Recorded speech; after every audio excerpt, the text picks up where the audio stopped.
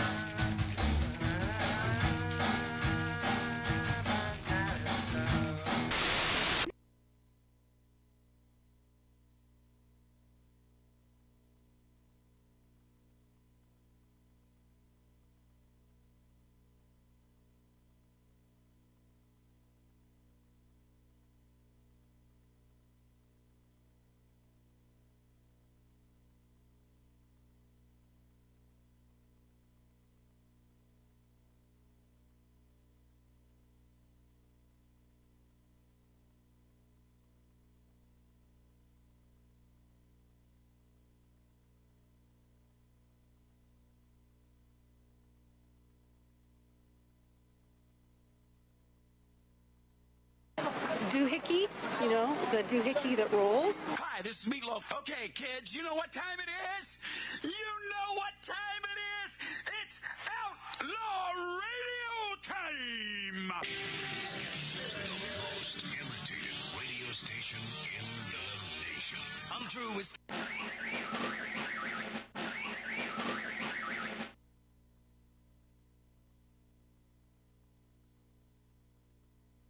Doohickey, you know, the doohickey that rolls. Hi, this is Meatloaf. Okay, kids, you know what time it is? You know what time it is? It's Outlaw Radio time! The most imitated radio station in the nation.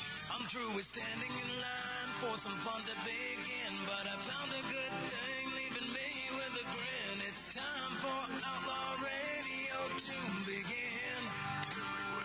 You have the great Billy Gibbons here? Yeah.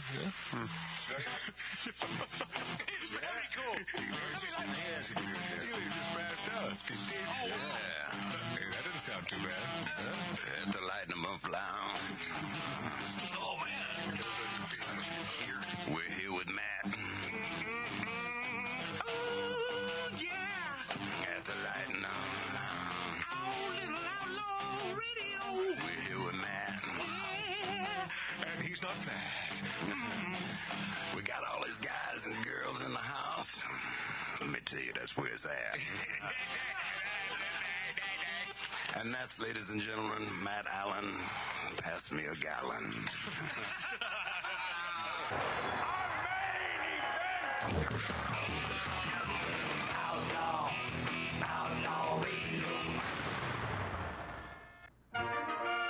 Oh, not a dry eye in the house. Oh, yeah. Oh, yeah. So good. Everybody now. Oh, yay. I'm tearing up right now just hearing this. I'm picturing him coming out.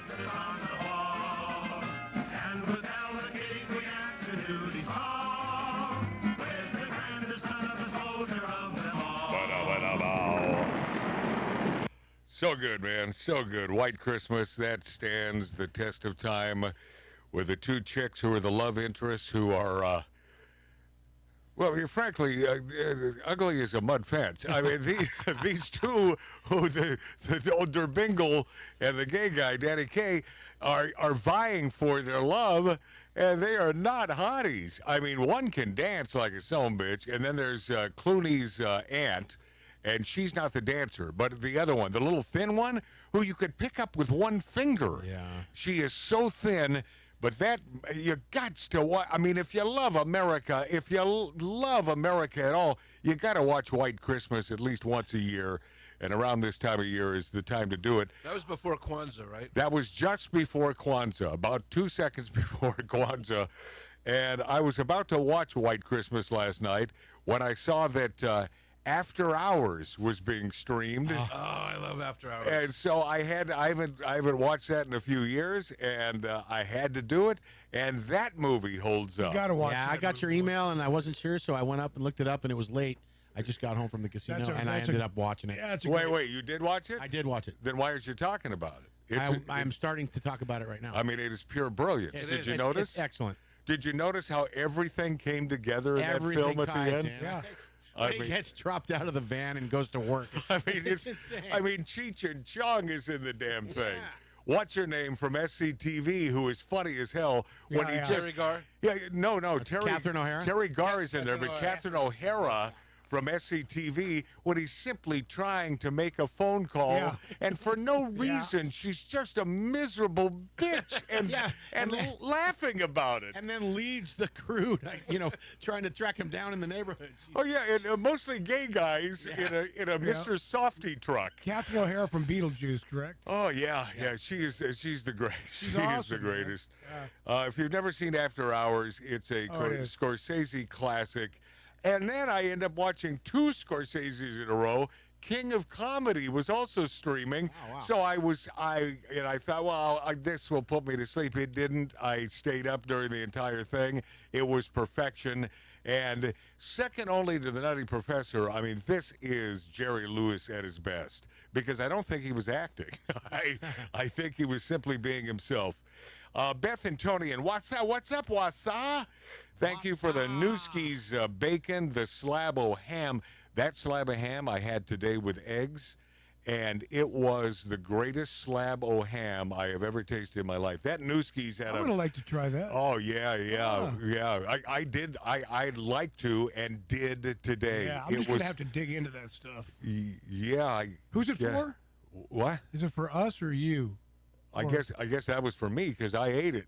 I guess that makes it yours now. By the way, I want to put in a thank you too. They sent me a box of some bacon, corned beef hash. Oh, that's beautiful. And isn't that funny? I was saving the corned beef hash either for my brother Mart or if you didn't receive one, potentially for our producer Tattoo Dave. Well, as usual, I got nothing. Yeah, you just said you received. What the hell are you talking about? I'm taking it back. I didn't get a private box. They were.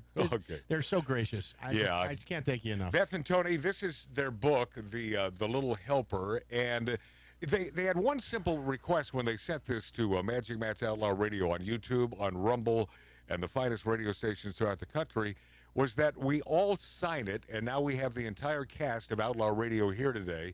So I thought we'd get this signed.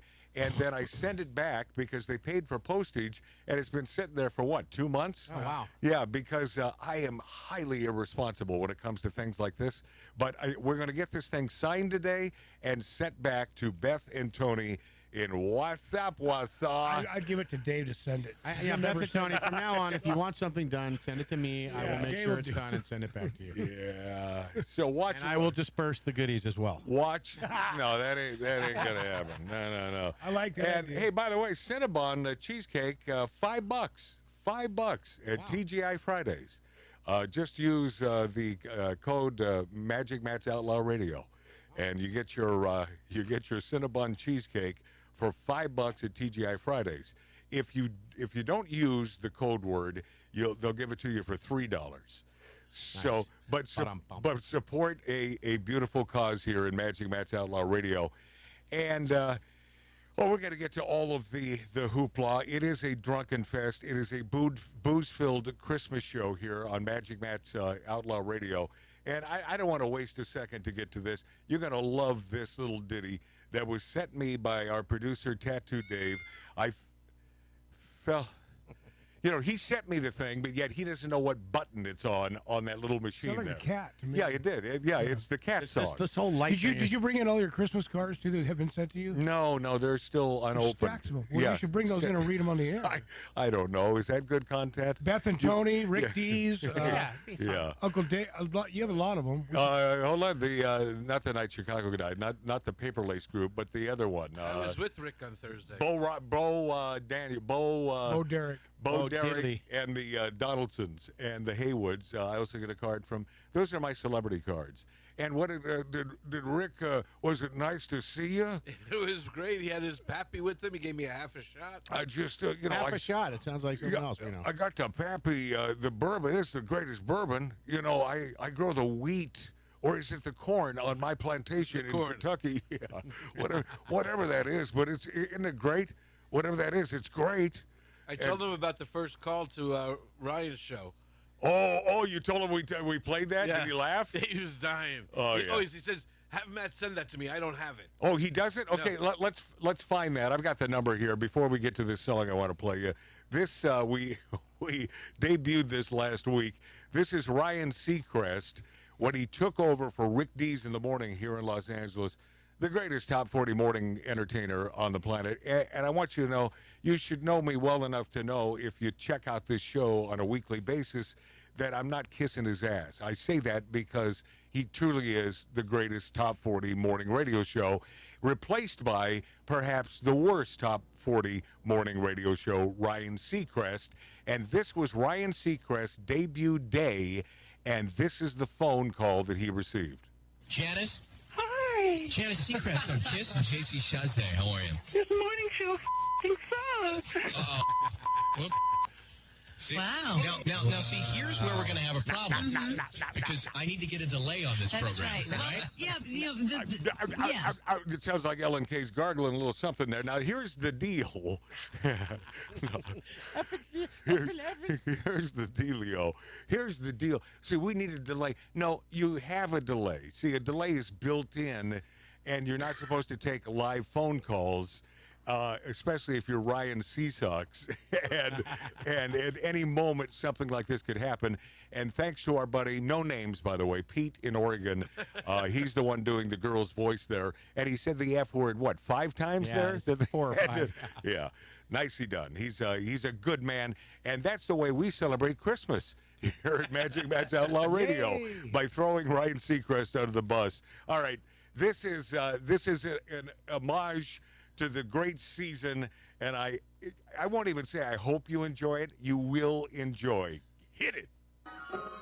Well, the tide is finally turning, and Kamala's speech is slurring. Thank God we're saying bye to Joe. Oh, yeah. Screw the woke, screw the woke, screw the woke. Oh, there's more. And the mainstream media's dying. Their viewers shaving their heads and crying. What is a woman? Well, they still don't know. Nope. Screw the woke, screw the woke, screw the woke. They tried to stop us by taking his life, but they missed, so it's fight, fight, fight. The left really thought they'd beat the right, and they fought, but they lost, thank the Lord. Now January is coming. Half of Hollywood's already running. They're finding new countries to call home. Screw the woke, screw the woke, screw the woke. Bob, isn't that a beautiful little ditty? Excellent. Yeah, Merry Christmas to us all. As little Tiny Tim. I'm still pissed that Tiny Tim died in the Christmas that Carol. really sucks. Yeah. You know, I think How long ago was that? Oh, that was, 30s, 40s. Yeah. And I think they need to remake that thing where Tiny Tim lives, Yeah. the new woke version. I where thought I saw him on Johnny Carson playing a ukulele. You did? No, that's the kid from Deliverance. Oh. Yeah. It was a banjo. Yeah, he changed instruments. That's what I was about to say until I know. Tattoo Dave had to boom, Let him just breathe. nail it. That's how quick I am. Yes, he is quick. Speaking of quick, how quick do your relationships go down the tubes? Now, I wasn't going to bring this up, but I have to, because that lovely woman, our farmer gal from Northern California, Humboldt. she was, Humboldt, California. I love her dearly. Now, I'm not in a relationship with her, so, that's a huge asterisk. But I think she's a great gal, and she is a go-getter, and she had this show rolling, man. She had us on TikTok and all these things, and all of a sudden, that just stopped. So I sent her a little email, and I said, hey, how you doing? I guess she had a fall, and she was at the hospital, but she's recovered now, and still nothing. So what she doesn't know, because women would never understand this about men, is I have not said word one to Tattoo Dave, our producer, whose gal this, I'm assuming, was. Not one word about her. Hey, was there a falling out? Not a word. Now, she would assumed that I probably had this conversation. I want you to know that, and you notice I'm not spreading your name about, although I adore you. But we had not one conversation about this. This is the first time I have spoken of this to Tattoo Dave. So obviously that relationship went down the old Esser, right? That's down the toilet. I have no comment about the whole thing. So that means it's down the Esser. But what I'm saying to this lovely woman is, why take it out on me? Why take it out on me? What did you do? I did nothing except adore her.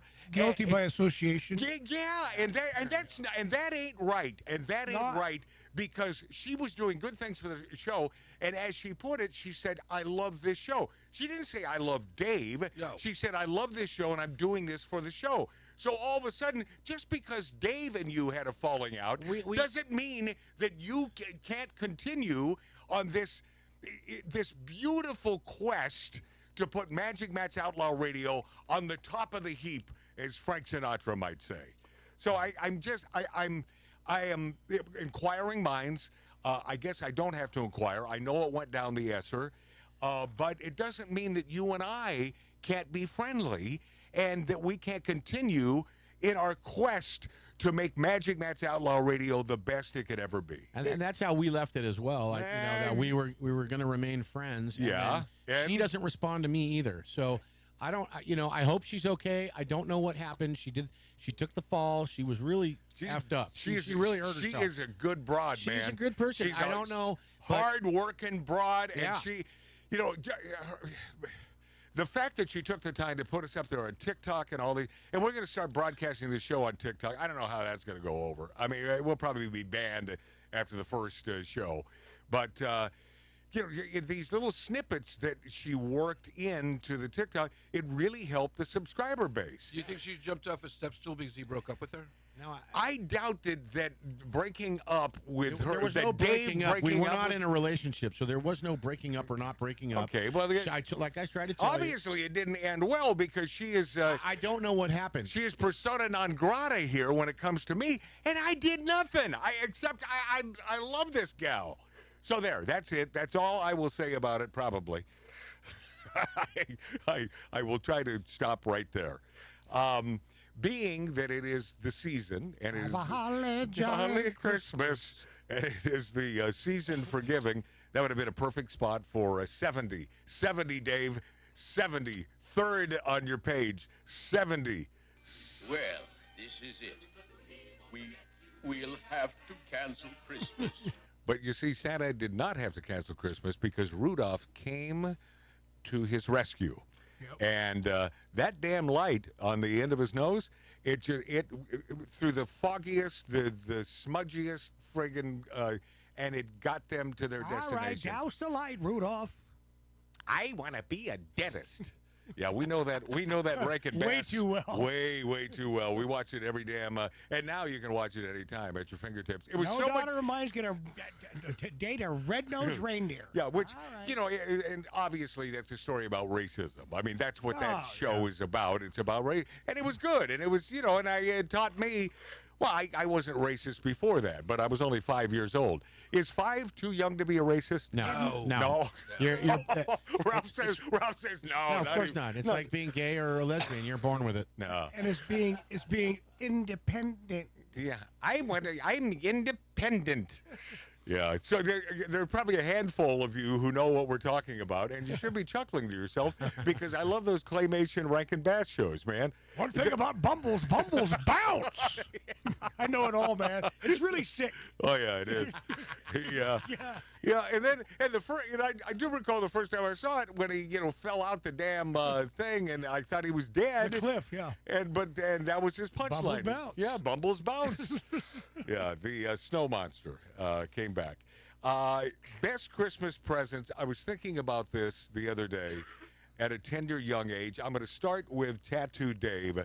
What was, in your memory, the best Christmas present you ever received as a child?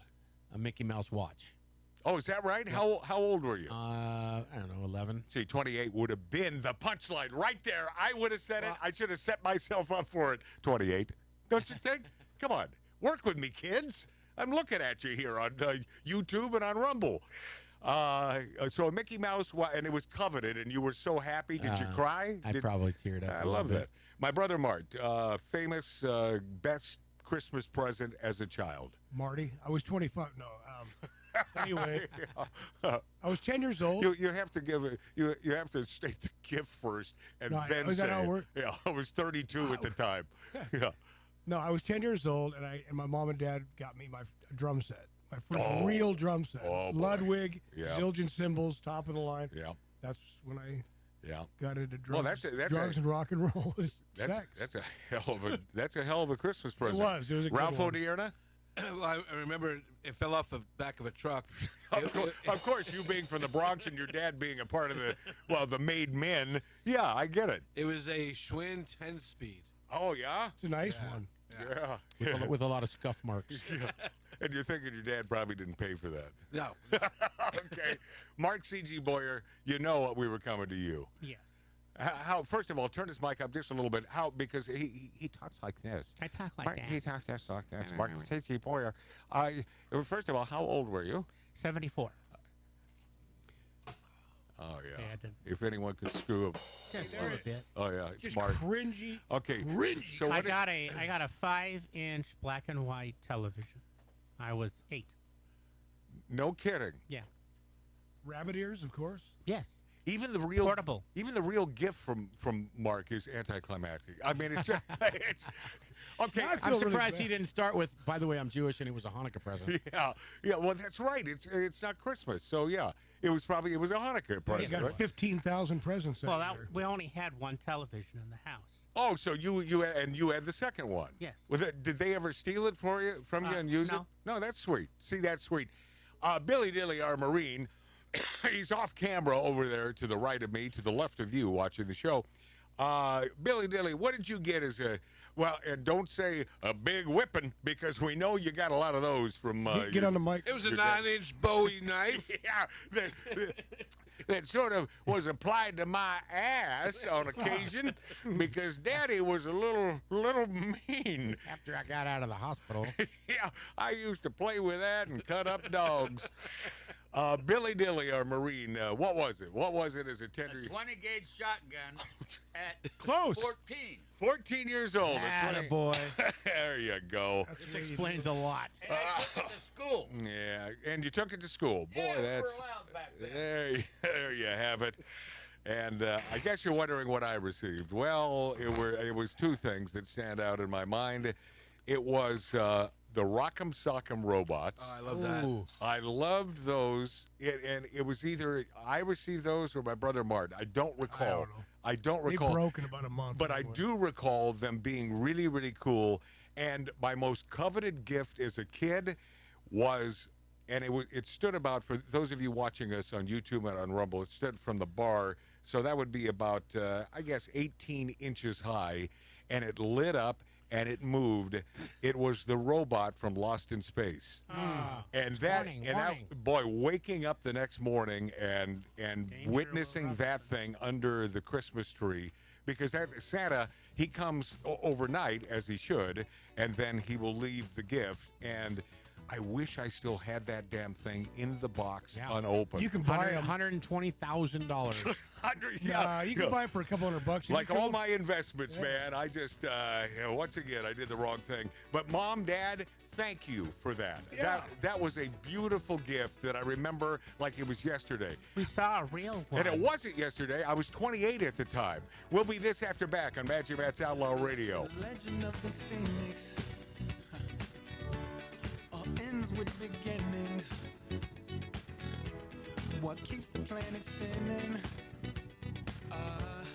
The force from the beginning. Look. We've come too far to give up who we are. So let's raise the bar and our cups to the stars. She's up all night to the sun. I'm up all night to get some. She's up all night for good fun. I'm up all night to get lucky. We're up all night to the sun. We're up all night to get some. We're up all night for good fun. We're up all night to get lucky. We're up all night to get lucky. We're up all night to get lucky. We're up all night to get lucky. We're up all night to get lucky.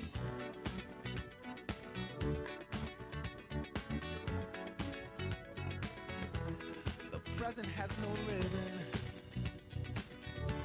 Your gift keeps on giving. What is this I'm feeling? Ladies and gentlemen, you're listening to Outlaw Radio. The staccato hoofbeats of a golden palomino, carrying a man who fights wherever justice needs a champion. Magic Matt Allen. Ah, yeah. Little tear jerking. Uh-huh. Oh, yeah. My brother brought in a few Christmas cards, gifted me, and I tend to, sometimes I wait until after Christmas to open these. Not that I don't care. I do care a lot about it, but I think it means more after the holiday. Because holidays, especially Christmas, it's all about anticipation. As a child, it was all about anticipation. That day when you get to open your presents, which was Christmas Eve for us, and then Santa would come, and the larger gifts would appear there the next morning. But after we open the presents, it's like, boo. I don't know why he's not turning your mic on, Mart. I don't know. Yeah, I can't speak for Tattoo Dave. But you were about to say? It's like coming down from a crystal meth high, I think. I've never done crystal, but... What is? What did you just say? I don't know. It's such a letdown after you open them up and it's over. It's kind of like coming off of a big high. Okay. Is that a parallel? So maybe I'm stupid. I don't know. Okay. Well, I wouldn't say maybe. I wouldn't say maybe. Look at this. Look at this. They take the most beautiful pictures. Merriest Christmas, Bo and Deborah. And this is Bo Donaldson of Bo Donaldson and the Haywoods. There. Can they see that on camera? Oh. Oh, what a no, he didn't do Lonely Boy. What did he do? No, that dude, my buddy Andrew Gold. Did you get a Christmas card from him? Let me pick up the name again. I don't want a Christmas card from him. It means I'm dead as well. But I love that guy, Andrew Gold, man. Oh yeah, he's got a guitar in there. What a great picture, man. Bo Donaldson and his. I'm a fan of his gal Deborah. I love that gal. She is a good gal. By the way, I'm not telling you which political side of the fence they're on. However, they're dear friends of mine.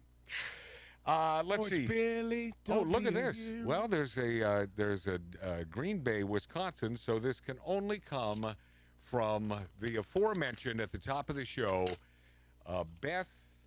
Oh, look at this. Peace and joy and love, and it's pictures of Beth and Tony signing their beautiful book. Mom's Little Helper. No, that was a Rolling Stones song. Santa's Little Helper. No, that's not it either. Although this time of year, that would have been nice, right? No, it's called The Little Helper. And it's a great book. And peace, joy, and love. Merry Christmas, Beth and Tony. I still can't believe we published a book. We're so excited to see what happens the next 4 years. Hopefully we'll get America back. God bless the USA. There they are, Beth and Tony. What great folks. And I love how, and it's not simply my Uncle Dick that does this in Dayton, Nevada. A lot of people will spell Lori's name Lourie or various ways. Her name is spelled Lori. Lori Downey Jr., former producer of Magic Matt's Outlaw Radio, Matt, Lori, and Mart. Gee. No, it's Mart. Well, you guys are wrong. You always have been wrong. You're stupid for saying. I'm sick of it. Wow. There's even a comment online. Look at this. And I corrected the bastards. Look at this. Wow. I don't care about. And it's a Christmas card. Yeah. And It's such a sweet moment. Get my name Hold on right. a second. Now Marty is calling our viewers and listeners and fans bastards no, I'm and not. stupid. I said there was one comment that I had to correct him or her on. All right, here we go. This is from Dummy. Uncle Dick. Now I'm a dummy. This is from Uncle Dick in Dummy, Nevada. Okay. And it's all he usually sends me the most beautiful Christmas card, so much so that By the way, I think Uncle Dick would know your name. That's why he put Oh, Mark. Have another drink. Yeah, Ralph. you think Shut the F up. he's known Mart longer than he's known himself. All right, here we go. This is He named me Ralph. Uncle Dick. Call my mom. Ask her. This is a gorgeous one. Look at this. Look at this. I'm showing you this on YouTube. It's how would you describe that? It's a gift box. A gift box with a beautiful ribbon on top, and it says here we go. We wish you a Merry Christmas, and it's a little sing along. Glad tidings bring you and yours. Peace, love, and happiness. May all the gifts of this wonderful season be yours. Merry Christmas. And I love this sentiment coming from my Uncle Dick. In fact, I'm going to dovetail this. Peace and love, baby, Gail and Dick. Peace and love, baby. My uncle, just to give you an idea, and with these beautiful sentiments of we wish you a Merry Christmas and peace, love, and happiness. Does it say P.S.? Your name's Mart? No, I found this. Where the hell is this? Oh, here we go. Here we go. So I found this. This happened about 1.5 years ago. So this is way before the attempted assassination. And so remember that while listening to this. Hope this doesn't get us banned.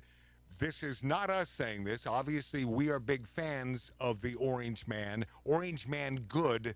But this is Uncle Dick, who sent me this beautiful Christmas card.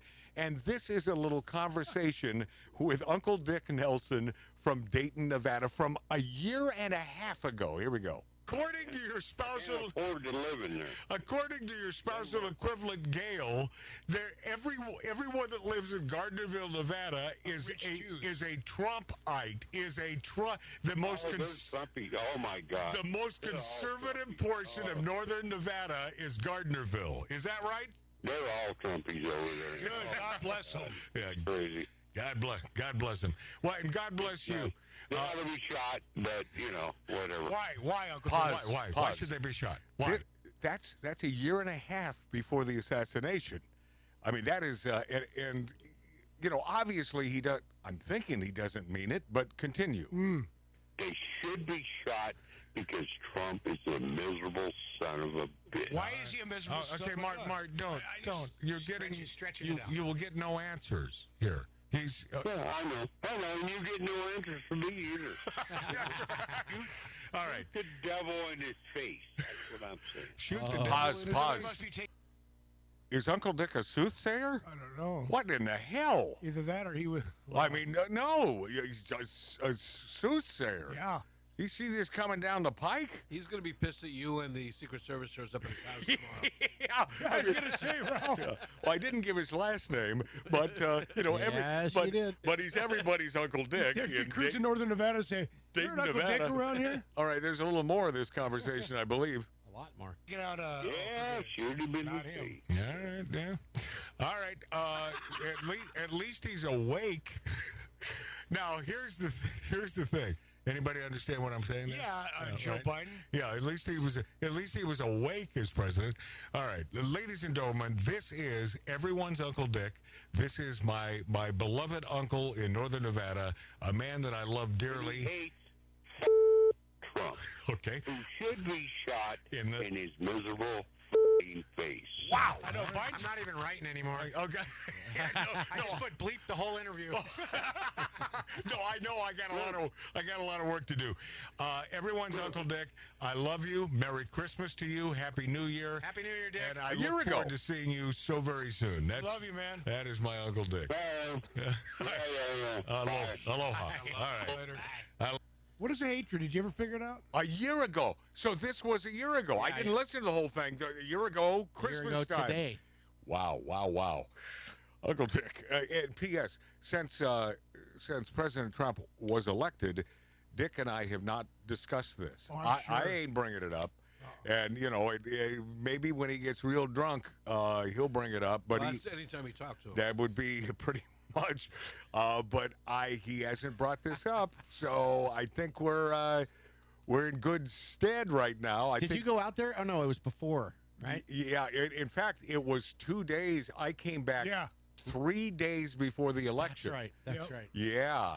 And he was, his conversation with me right before I jumped on the plane was, well, your girl is coming to town on the same day that you're flying in. I said, who's that? The next president of the United States. I said, Donald Trump is coming in? I didn't hear about that. No, goddammit, Kamala. Guess who didn't win? Guess who didn't win? And they're really sore losers. I didn't know Trump identified as a woman. Yeah, guess who didn't win? They're really sore losers. Like The View, they're just sore losers. Well, guess who didn't win? This from Rick Dees, Dees Entertainment. And it's like, I think I'll send Magic Matt a Christmas card. Wouldn't it be great if there were a honeybee in this Christmas card? Which, by the way, that's what Rick Dees calls $100 bills.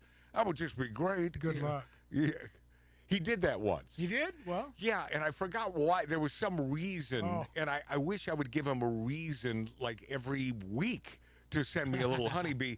But this is from Dees Entertainment, and he's very consistent. He has sent me Christmas cards for, geez, how long have we known each other? 38 years. Yeah, somewhere in that vicinity.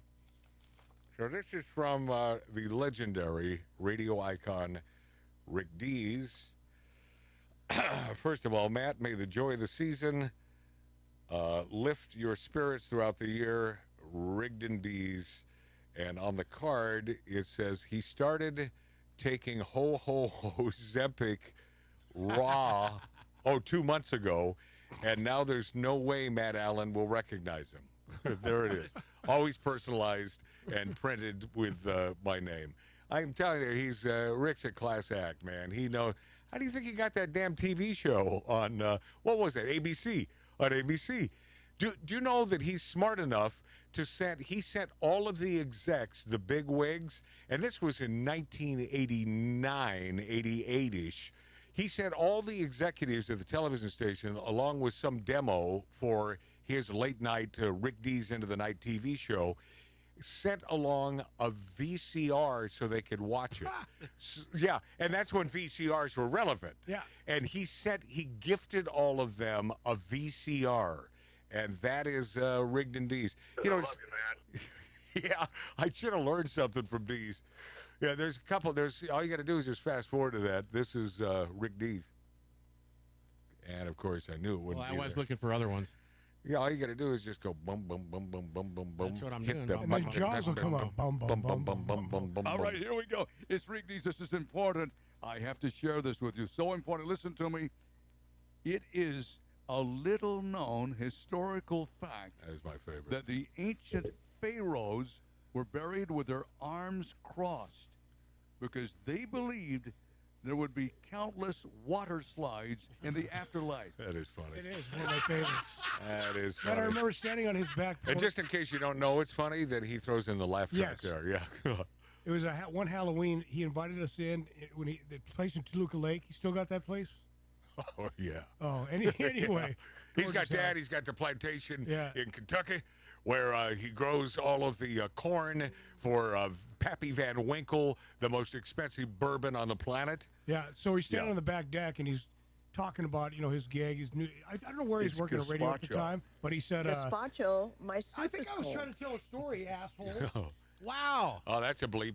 Yeah. God, man, that's so freaking. That's rude, flat out. Rude, Dave. I don't even have a pen or paper. Screw you. You have nothing to connote the bleep. You know what, dude? Seriously, and I'm serious. So we were there. So we were there. Freaking call me.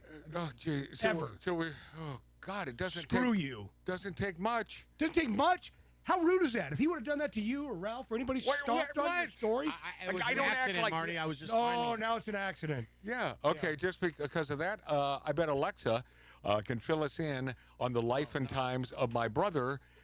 Hey, why do you freak out when all you have to do is punch in Alexa? It's easier to. You just know it's easier just to punch in Alexa. Have a holly jolly Christmas. Boy, this is. In case you didn't know. This is quite festive, ain't it? Oh, by golly, have a holly jolly Christmas this year.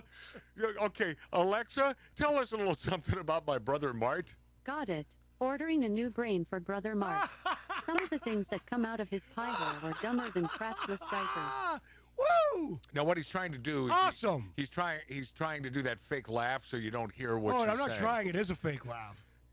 No. I'm not saying you're trying. Did I to ruin a bit? I'm not. No, you didn't. I heard it. No, just a show. Yeah.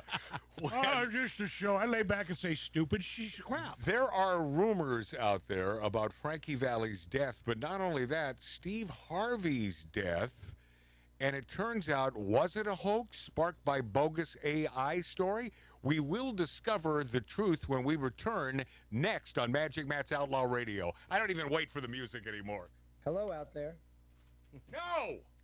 You're not playing Frankie, are you? No.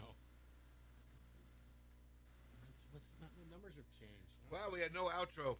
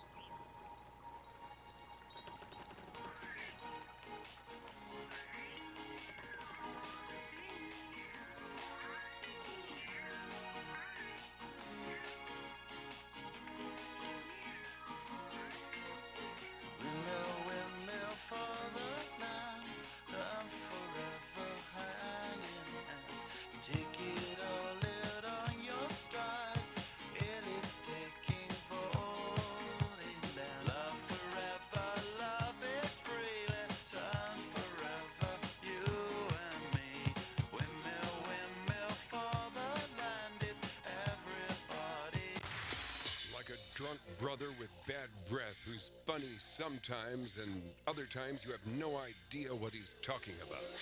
Like a Facebook friend with a real bad attitude. Like that movie that you never wanted to see, but it's the only thing on. This is Outlaw Radio with Magic Matt Allen.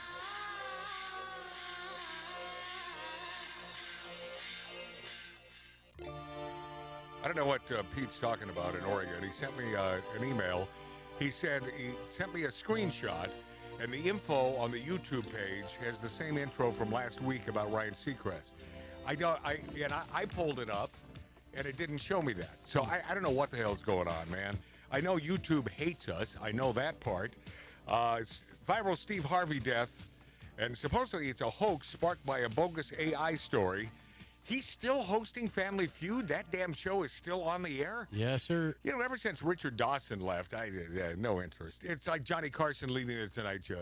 No interest watching it again. I actually like the big guy, the fat guy, Louis Anderson.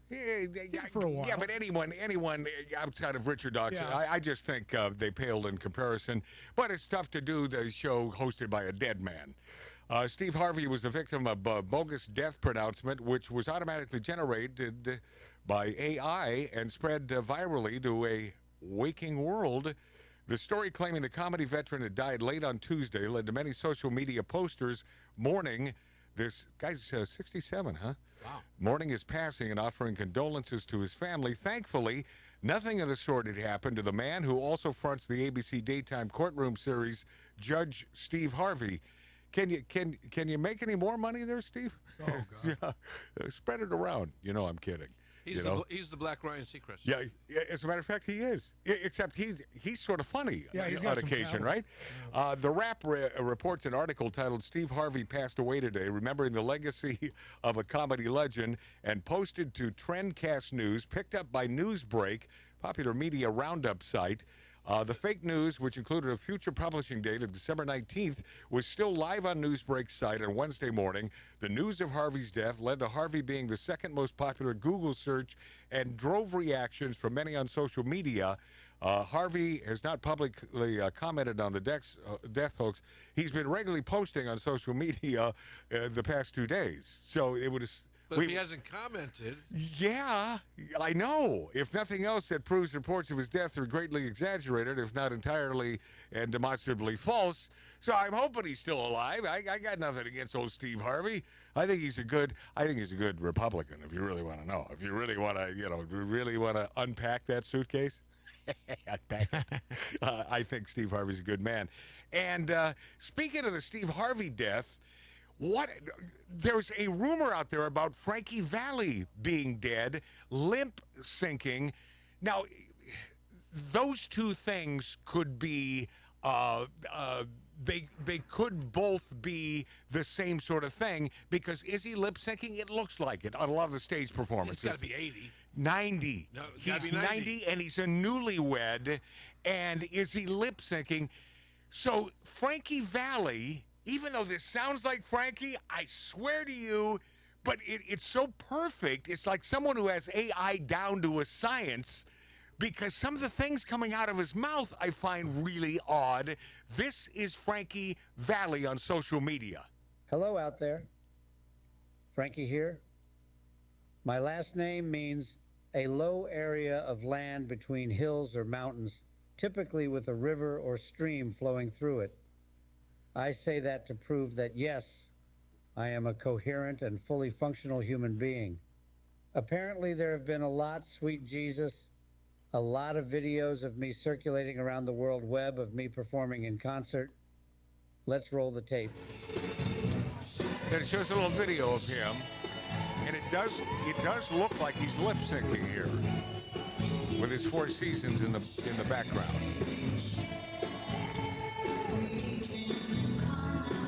He sounds a little too good. Okay, there. Let me be perfectly clear. I'm fine.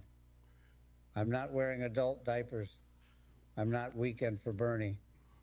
And no Disney animatropics are being used. It's me. I'm actually speaking. And I may be singing too. What's the matter with you people? Hey, I'll admit it. I have been seen with vacant stares at my various concerts. Folks, that's no different than an abandoned apartment complex or a condemned building. I'm 90 years old. There may be some drift, but I put myself out there to have a good time with my fans. There's no gun being held to my head by family members to do it. No one is threatening to unalive my children or grandchildren if I blink. Unalive. Let me ask you something. If I was looking for a cash grab, don't you think I'd be on the QVC or the home shopping station hawking albums and tapes of my many? Repeat, many hits instead of performing. Geez Louise in a picnic basket already. What? I'm Frankie Valli. I'm alive, cognizant. I've got groove. I've got feeling. And I'm having the time of my life performing for you. So why don't you come see my show? I'm sure you'll have a good time. And please, stop posting clips of my concerts on TikTok. Frankie, how familiar are you with TikTok? With who? That's Frankie Valli, and the context is odd because it just appeared that way in a short 2-minute clip. I don't know what it means.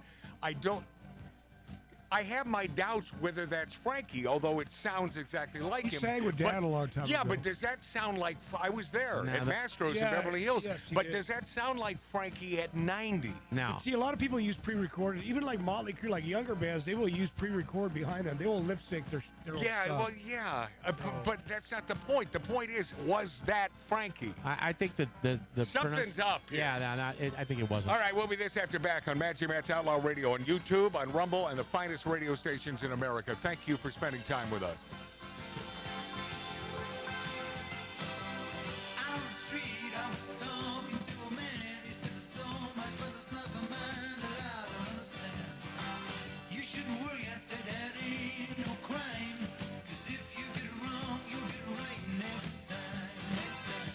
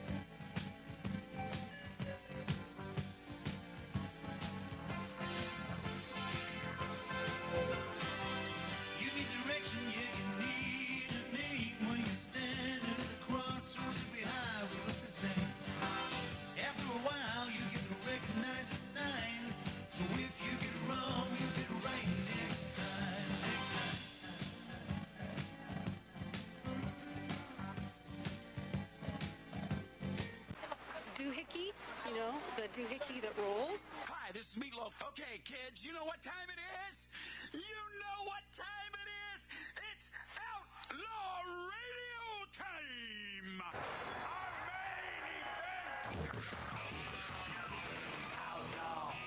Outlaw Radio. Hi, this is Sean Young on Outlaw Radio. Hey, this is Shelley Berman on Outlaw Radio. Listen, come on, listen to me or listen to Matt. If you like being bored, it's great for you.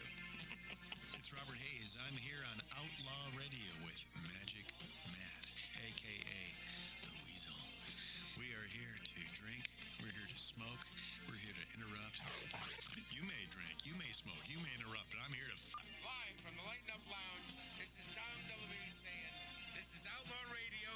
Hi, this is Chuck Woolery at Lighten Up Lounge on Outlaw Radio.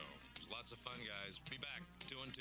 Hi, this is Gilbert Gottfried, and you're listening to Outlaw Radio, where we smoke, we drink, and occasionally we bother people who look old and weak. Hi, this is Rick Dees with Magic Matt, a.k.a. Mr. Cigar, in the Lighten Up Lounge. We drink, we smoke, we interrupt.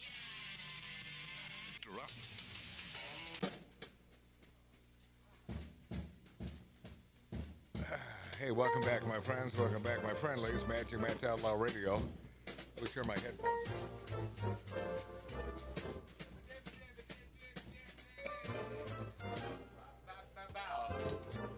I gotta tell you, if you folks are thinking about streaming some show from your 1876 Virginia City, Nevada style bar, don't use Restream. I've been using Restream for a while now, and then they changed everything about a month ago without informing its users, as if we should just know what the F to do. And now they've just screwed the pooch. So I understand that those of you watching us on YouTube right now, it's the heading, the title from last week's show instead of the new one that's up there. For those of you listening to us on terrestrial radio stations, you probably already enjoyed your Christmas, and it's a week later. But you know, it's never too late to enjoy the festiveness of this time of year. To have a holly jolly Christmas. But I got to tell you, man, it's just it's mind effing numbing with this company re-effing Stream, who do not have their effing act together. I was on with some little idiot stick last night on a live chat, back and forth, and I used the word bowl, but and then I put an asterisk for the I and then T, because I was so sick and tired of this, and she sends a note back. I'm not going to help you if you use expletives. Huh. It's like, I'm the customer, you friggin' stupid little woke dip ass. And there's a picture of her, so you can tell she's a youngin'. Stupid ass. We know what these people do, man, and this is kind of... And using a fake name. Yeah. The name was Jazz. Yeah, Her right. name was Jazz. Okay. Yeah, either it's a fake name or she had really cool parents. I go with fake name. This kind of relates. Is like these people think they change the website. They want to always do something new, upgrade. It's like even my bank that I go to. It's like, I'm used to that website. Leave it alone. It's not broke. Yeah. They do it and they don't tell you, and then you're like, you can't navigate it anymore. Yeah. Well, the navigation for this Restream thing, it's completely screwed the pooch. This is why those who would watch us on Rumble have a tough time, and it's not streaming live on Rumble, and it takes a couple days, and then the show is posted on Rumble. And I got to tell you, there's got to be a lawsuit in here, and I'm not a litigious guy, but man, I have just had it up to here with these sons of bitches at this company called Restream. And I'm not saying send them a note telling them how pissed you are that we're pissed on this show about this company, but man, it's just bad, terrible customer service and a-holes running the joint, and you can't talk to someone. It's always a chat. You know, what happened to a phone call? Yeah, those are talking me through this thing. Over. Yeah, I'm formatting an email right now. Sons of bitches, man. Hey, Merry Christmas to you. Happy New Year. Merry Christmas. Tesla has recalled nearly 700 vehicles over faulty tire pressure monitoring system. And That's a dirty, rotten shame because I want all the best for Elon Musk. And if you want to drive an electric car, have at it. But you sure as hell shouldn't be mandated to do such a thing as our governor has done here in California. We're only just just a few years away. 10 years. Yeah, 10 years, and then it's a mandate. Stop it already. And they've done nothing to set up the infrastructure. Well, the whole for the extra electricity. Of course, and the whole thing. And Well, how about the fact that I don't want to drive one? Yeah, how about we just don't? Yeah, welcome to America. How about the fact that I'm not gonna? Yeah, well, welcome to the fact that so many more people are going to move out of this once great state of California. And how about that train thing, that speed train or whatever they started to build? Okay. And yeah, how many billion or millions they put into that? Just down a And it's rat just hole. over? And it goes to what? It goes to Bakersfield or something? You've never wanted to go there? Bakersfield? Yeah. I love Bakersfield. There you go. Oh, I was thinking Barstow. It goes to Barstow. Yeah, it goes to Barstow. That's it. On Then the way you're off. to Vegas. Yep. Yeah, if it went to Bakersfield on the way to Vegas, that is just good. That's a route that You can have lunch with Gar twice a week. Yeah. Gar, how are you, bud? Were you able to navigate to find us today on YouTube? Tesla's issuing a massive recall of nearly 700,000 vehicles due to a malfunction in the tire pressure monitoring system. See, once again, man, you get all these computers involved.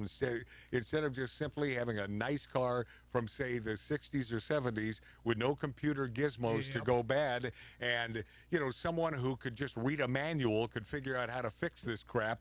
They do it on purpose, man. Of course they do. They do it on purpose, so you have to bring it into the shop. I don't know, 1985 Chevrolet four-wheel drive, 3/4-ton pickup. I could crawl in the hood compartment and work on that engine. 350. I could crawl in there. Yeah, because they gave you the room to do such a thing. Well, the funny thing is with the Teslas, you don't go in because the car's dead. They have to come pick it up. Oh, right. That's so And isn't that part of the warranty or Yeah, something? they Dave? send a guy out, with his computer. It's crazy. Yeah. So let's see. This thing could fail to warn drivers of low tire pressure. Okay, well, how did we check it before? We just stuck the little metal thing in there. We looked at it. Looks low. Yeah, it looks low. So I mean, right? Yeah. But everyone is so used to everything being done for them. Oh boy. Speaking of Tesla, for you last-minute Christmas shoppers, are you aware that there is a new Tesla alarm system that they're building into not only Teslas, but available for other cars? And I think you can find these at some of the big box stores. The Tesla alarm, and it sounds like this.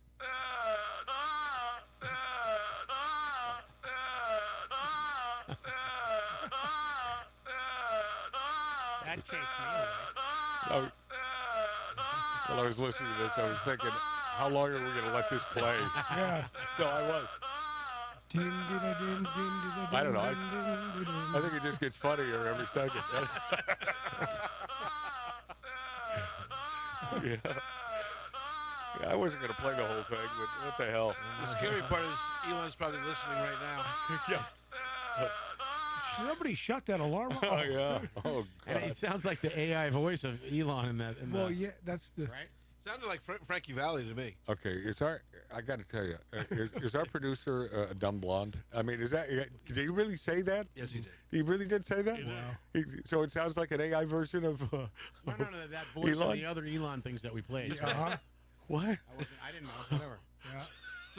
So that wasn't Elon in the studio doing that clip for you? No, I don't think it was. I think that this was fabricated by somebody that thought it would be a funny bit. Oh, wow. That's what I think. Hey, the same guy put the alarm together. Yeah, former Harris surrogate Joe Biden's trying to burn things down at Jill's urging on the way out. This just came down yesterday on Fox News Channel, Fox News Night. Former Kamala Harris campaign surrogate Lindy Lee said she believes that President Joe Biden is burning things down at the urging of First Lady Jill Biden, and citing him coming out against stock trading by members of Congress. Host Kevin Corke asked, this is from the Daily Mail. This is a piece from Emily Gooden. Very interesting. The headline reads, in part, how vengeful Jill Biden is urging depressed Joe to burn the whole thing down in their final days. It reads in part, Jill views Democrats on Capitol Hill, the wider party, the Obamas, staff inside and outside the White House, the media, and all of D.C. with such misguided resentment that I can't imagine she isn't encouraging Joe to burn the whole thing down despite his better judgment. That, according to an insider. Lindy, to you, first 15 seconds each, roughly your thoughts on what Emily Gooden had to say. Now, Lee responded, she's totally right. I think she said it like that. Yeah, but you lost me when you said Joe Biden better judgment. That's what I. Yeah. That's what I laughed at. She totally right.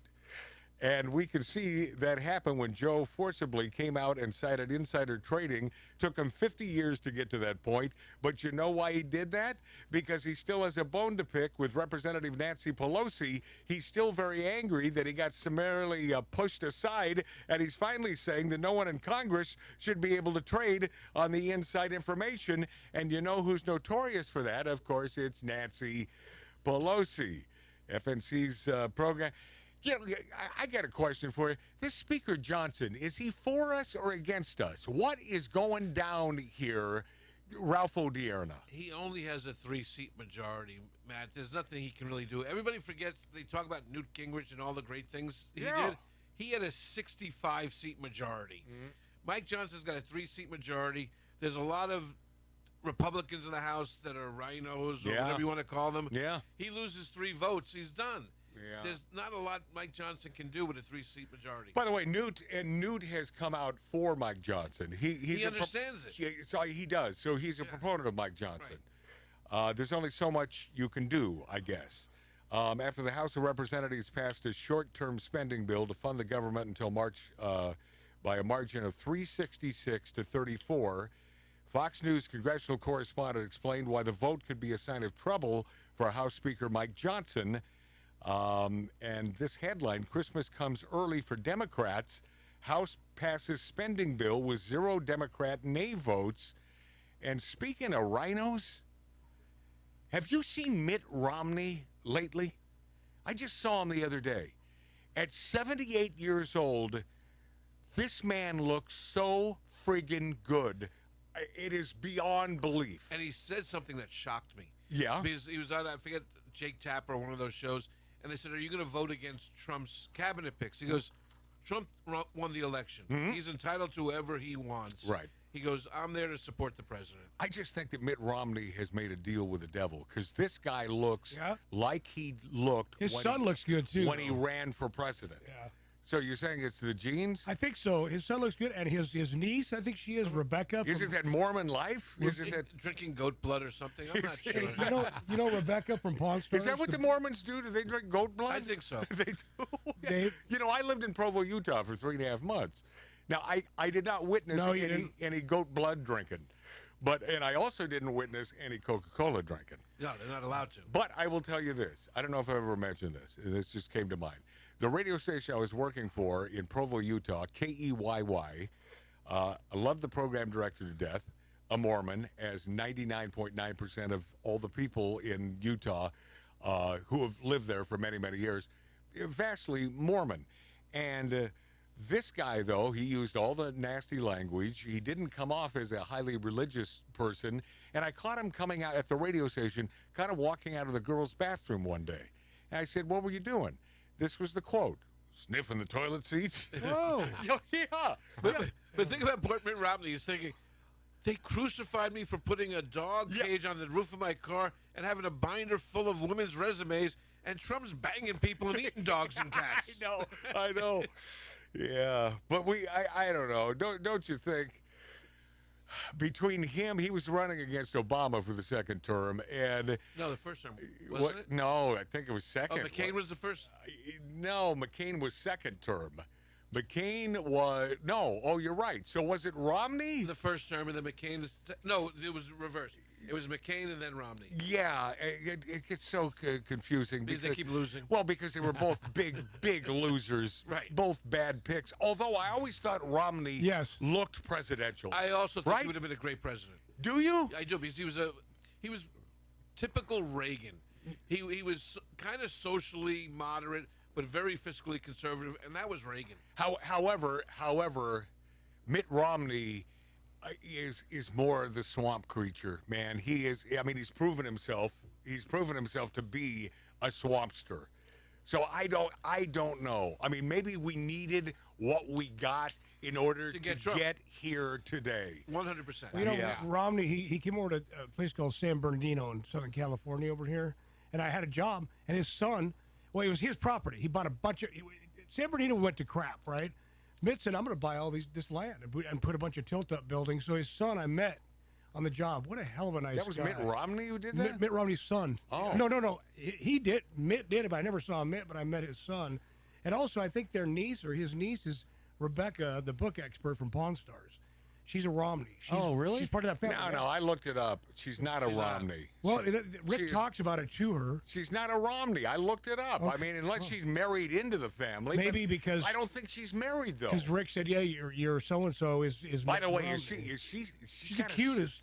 She's got a sexiness to her. That is the big old librarian. caboose. You know who I'm talking about? Oh yeah, you do. Rebecca. She's yeah. There's something really cute, and those. Look that up. I think she has brown eyes. Yes, she's she's not a librarian. I looked it up months ago, and she's not a Well, Romney. on the show, Rick mentioned that to her. Well, what does Rick know, man? He just owns the show. I don't know. It's good for ratings. Yeah. Well, could be. That pisses me off because if you're coming in to sell an item, you never volley the first figure. No.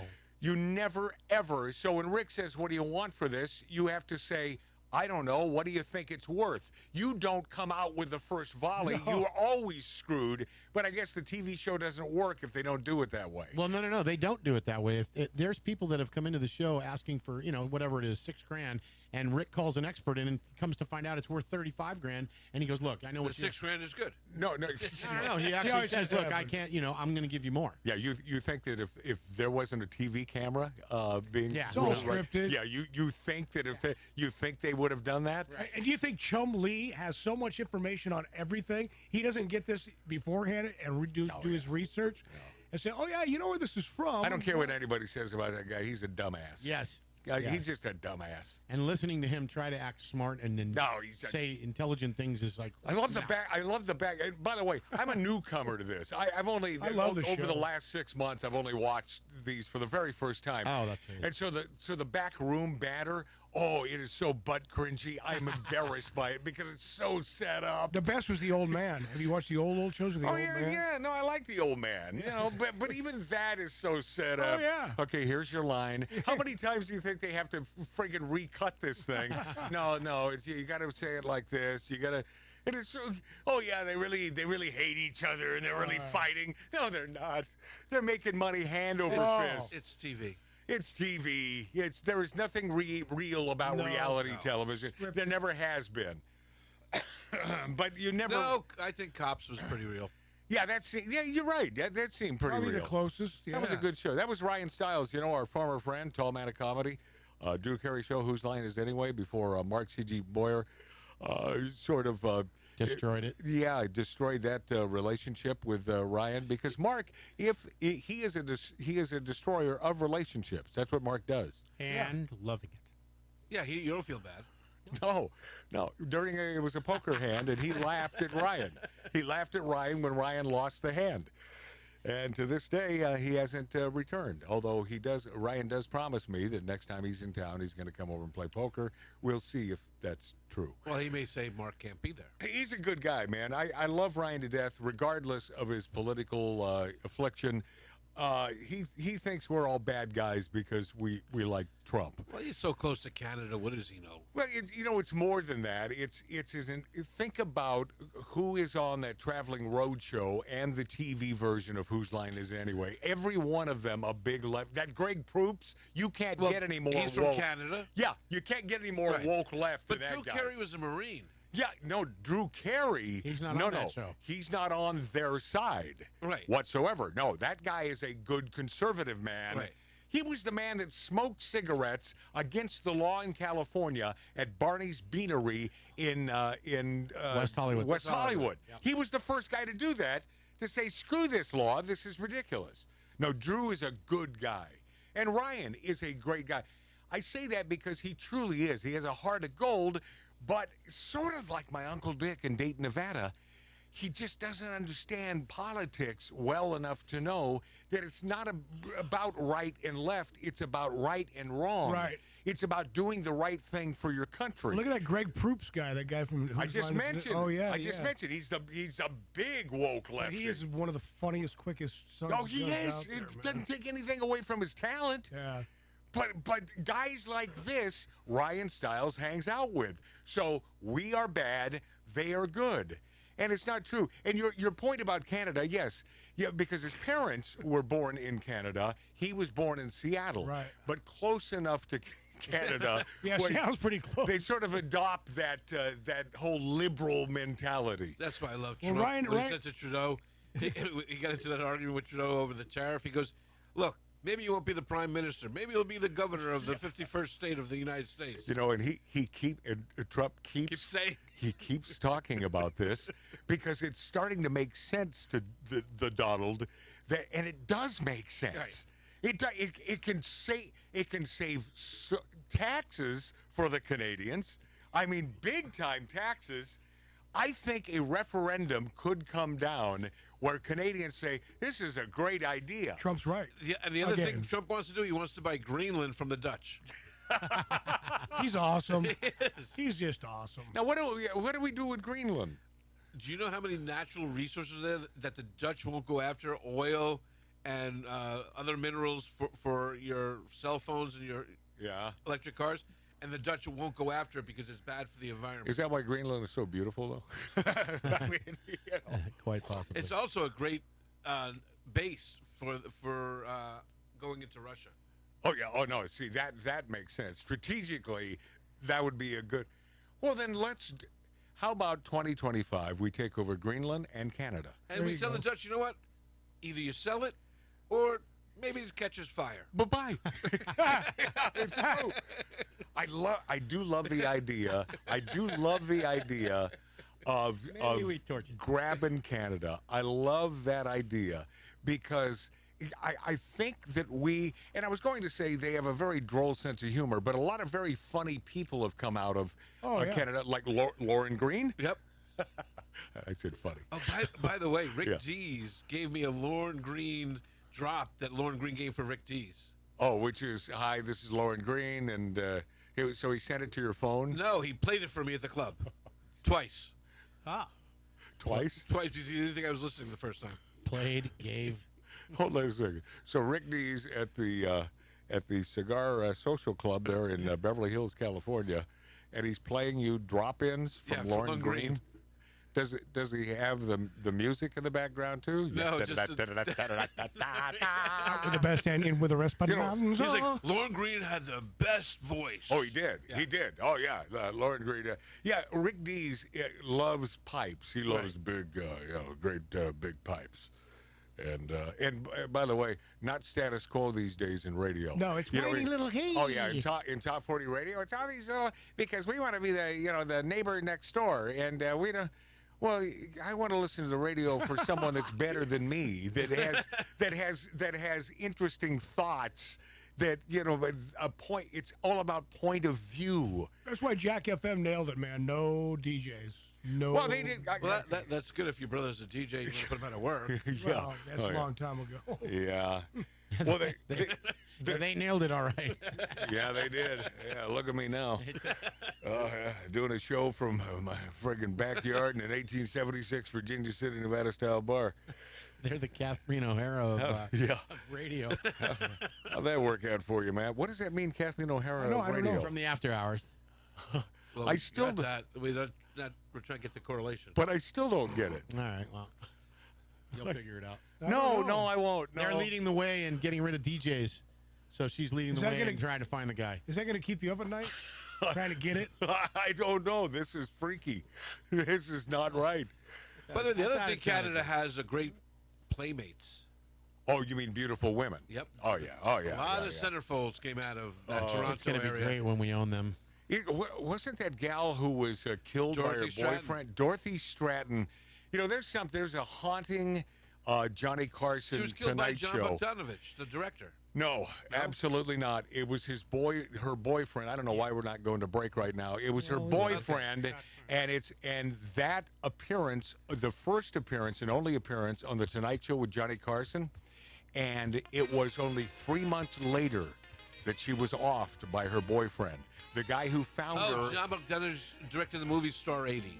Yeah, that's what it was. But this was a dude that they were, I don't know if they were married at the time, but it is sad because she seemed like just a sweetheart. And obviously Johnny, who's enamored by beautiful women, holy cow, was he enamored by this gal. That was a terrible fate for her. We'll be this after back on Magic Matt's Outlaw Radio. Buy a new car, but the price ain't right. Ain't that gold? Be a downside cheaper, yes it would. Start riding a bike.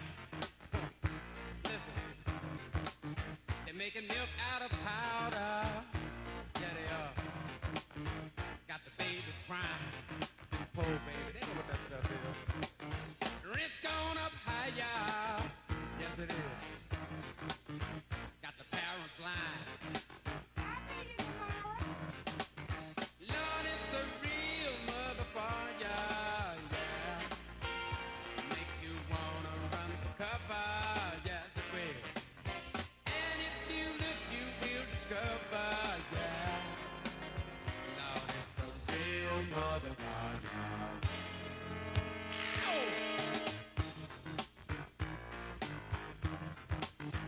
Good dog. Listen, got to go to a disco. Throw your troubles away. Dance to the music that the DJ plays. Well, all right. And then the lights come on. Yeah. Like you knew they would. That cold. Gone home and face the music. That don't sound too good. Ain't that cold? Listen. Lord, it's a real motherfucker. It'll make you wanna run for cover, yeah. And if you look, you will discover, yeah. Lord, it's a real motherfucker, yeah.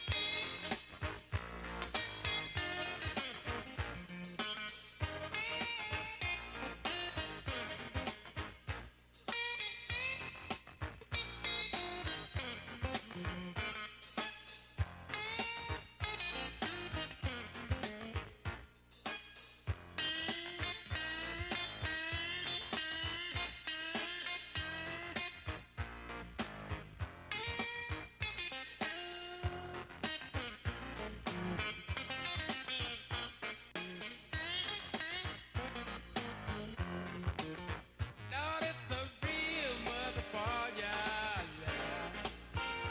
Make you wanna run for cover, yes it will. And if you look, you will discover, yeah. Lord, it's a real motherfucker. Say it's a real motherfucker. Oh, get out of here! Too cold. Cold-blooded, cold-blooded. I'm telling you the truth. Yeah, let me stop here at this gas station. Give me 3 gallons of low lead. I'm full, nothing else. I better stop and give me 2 hot dogs and a strawberry soda. It's a real motherfucker. Lord, it's a real motherfucker.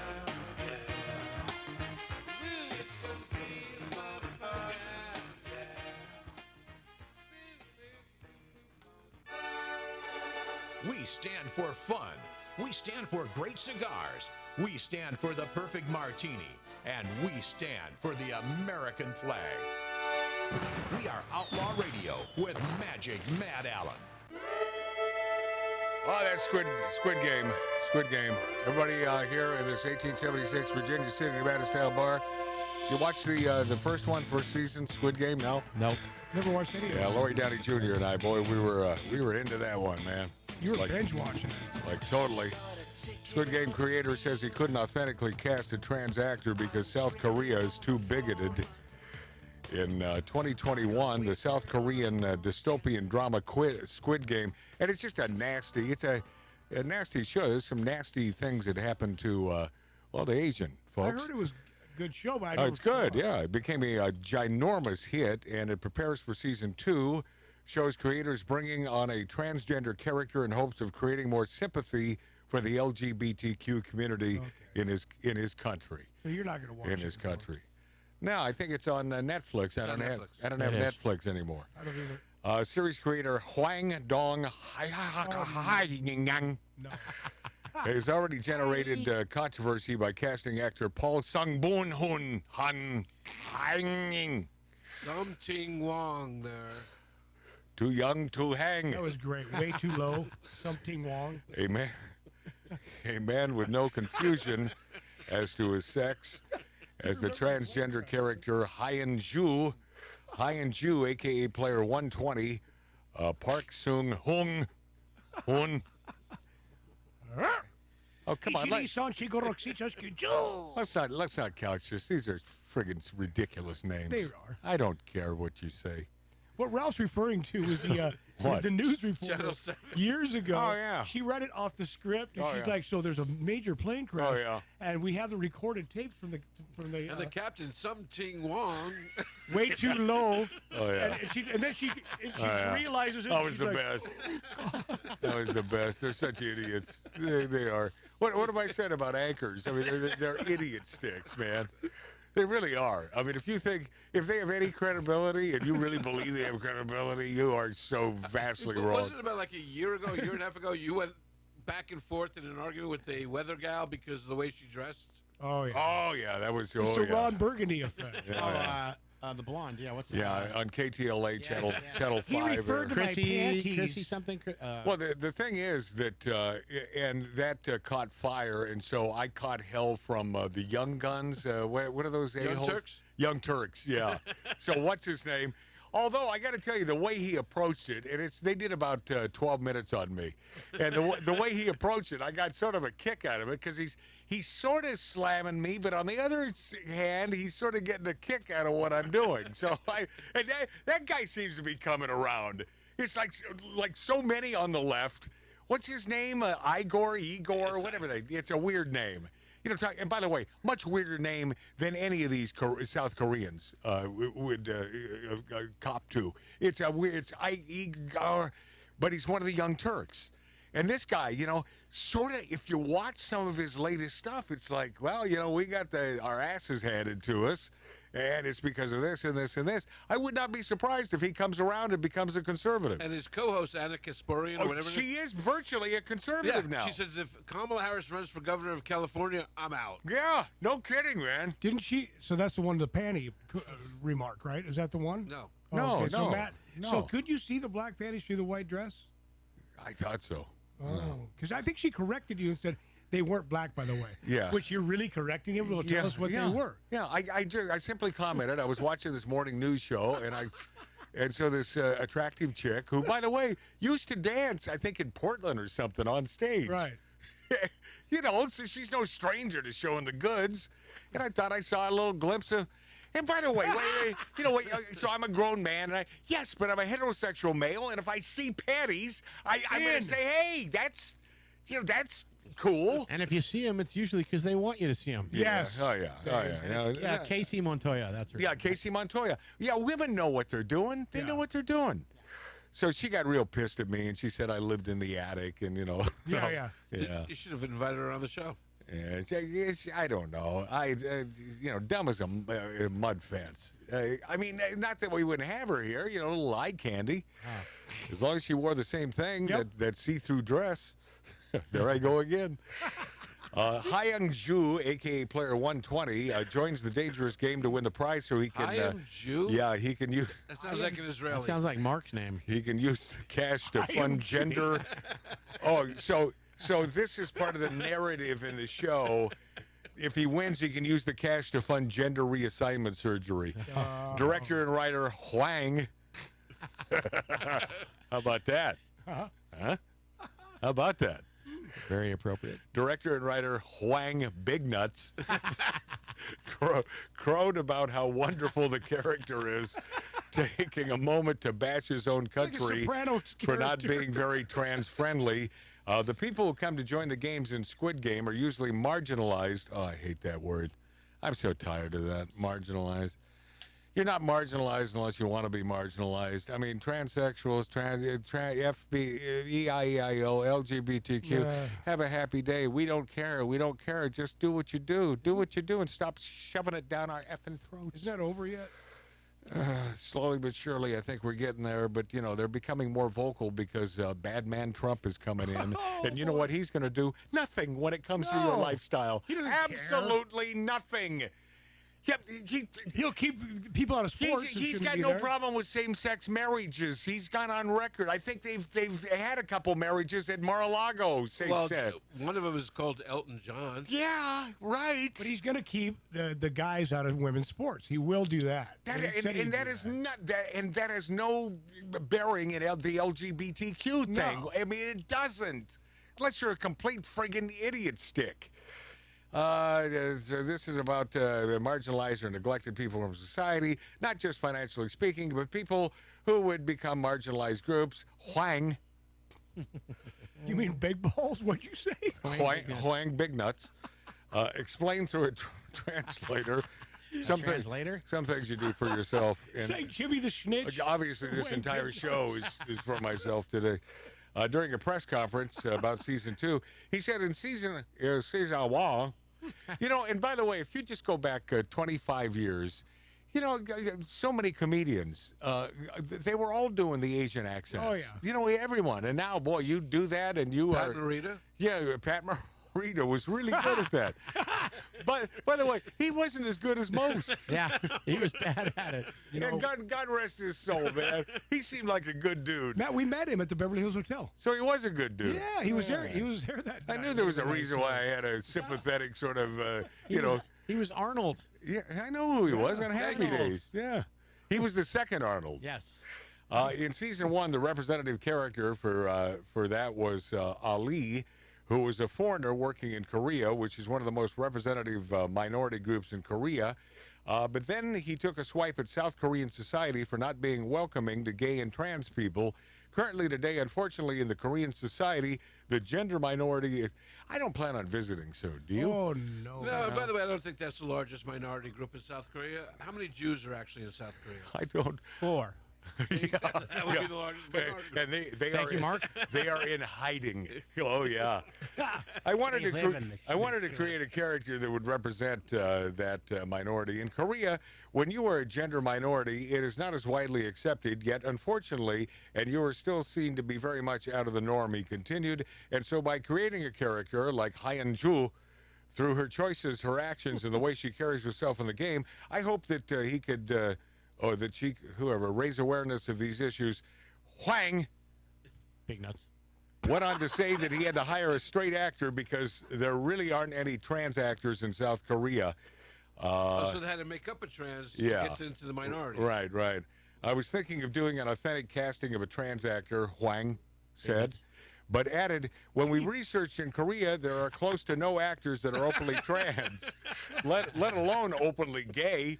Because unfortunately, in the Korean society, currently the LGBTQ community is rather still marginalized and more neglected, which is heartbreaking. It was near impossible to find someone who could cast authentically Huang Big Nuts insisted that he had complete trust in the actor he cast for the role. The series became a massive hit. Yeah, because I was part of the viewership. Laurie Downey Jr. and I. He should have went over to the Philippines. He could have found a whole bunch. Oh yeah, the boy chicks. They're the majority. Yeah. And in North Korea, North Korea, they'll tons. just kill you if they find out you're gay. Or Hey, and speaking of, J.K. Rowling only regrets she didn't speak out sooner against transgender extremism. I love this gal so much. I love her money. Yeah, but I just love her. She's great. And by the way, attractive woman. Yeah. I think she's. Is she wed? Does she have a boyfriend? She's $1 billion attractive. But attractive, aesthetically attractive. She commemorated the 5-year anniversary of the decision to publicly oppose transgender extremism. Wow, it was 5 years ago? And only regrets she didn't speak out sooner. Posting on X, Rowling shared a 5-year-old post from 2019, and that's when she publicly spoke out against transgender extremism for the first time, when a British woman lost her job for refusing to use proper pronouns and affirm biological man in living as a woman. By the way, I double down on this. All the young'uns, they will say woman instead of women. They will not use the word women. They will not use woman plural. Does anyone have the answer for this? They will say woman when they should be saying women. I don't know what it was. Was it teachings in school? It's these Gen Xers, and I don't get it. But really open your ears to this. The next time you're watching something, you will hear it and you'll think you heard it wrong, but they say woman instead of women. Oh, that's my daughter. They will not use the plural of woman. Yeah. And I don't know why. And no one has explained this to me yet, but it just pisses me off. Dress however you please, call yourself whatever you like. This is J.K. Rowling. She says, sleep with any consenting adult who will have you. Live your best life in peace and security, but force women out of their jobs for stating that sex is real. And she set up the firestorm and massive outrage from LGBTQ activists, and now she doubles down. And God bless her, man. I spent money on those rides over there at Universal, man. Those are great. I spent money on the movies. You know, my daughter was a big fan, and they were well-made movies. Yes. And they put those little kids who are, you talk about biting the hand that feeds you, you know, they're all against J.K. Rowling. Yeah. These guys, the gal and the guy who are the stars of the friggin' Nutty Potter. The gal has a huge TV commercial right now. And speaking of transgender biggins, Rosie O'Donnell melts down over Trump as Person of the Year. F you, Time Magazine. Rosie O'Donnell, if you can imagine, is having a bad reaction to President-elect Donald Trump being named Time's 2024 Person of the Year. 20. F you, but she says it. You know, she says F you. Take care of her daughter. Yeah. Rather than worry about Trump. No. She has bigger fish to fry, and she's a biggin. So her daughter, who's a meth head, getting arrested for prostitution. Yeah, no. That's not an issue for her. Well, she has a lot of fish to eat. After she fries them. Yeah, Bill O'Reilly shuts down Fat F, Rosie O'Donnell.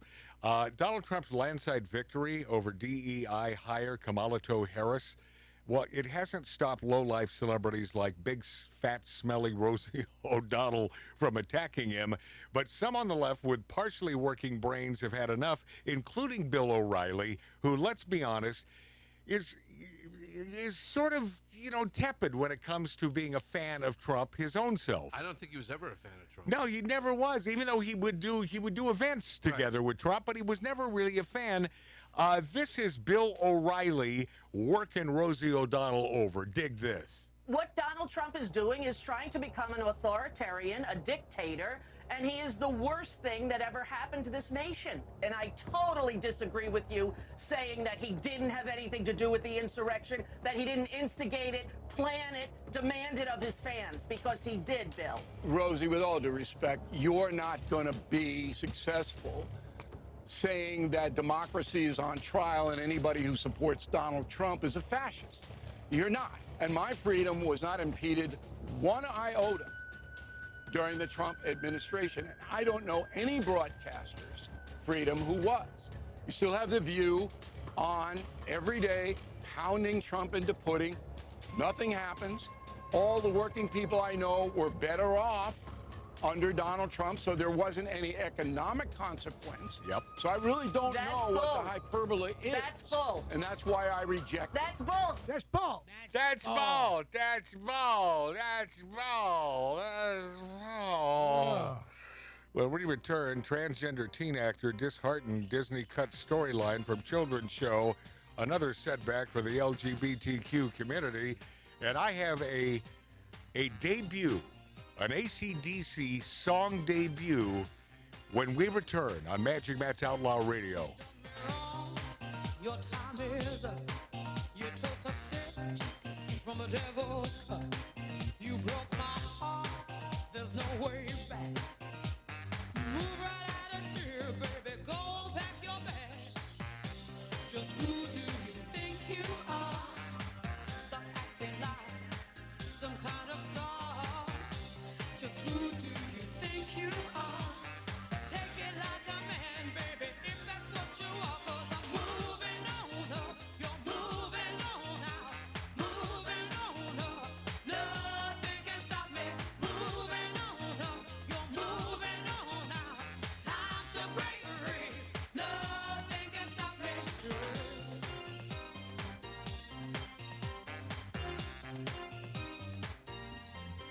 They brag a man has walked in space, but you can't even find my place. There ain't nothing you can do, 'cause I've had enough of me, baby, being part of you.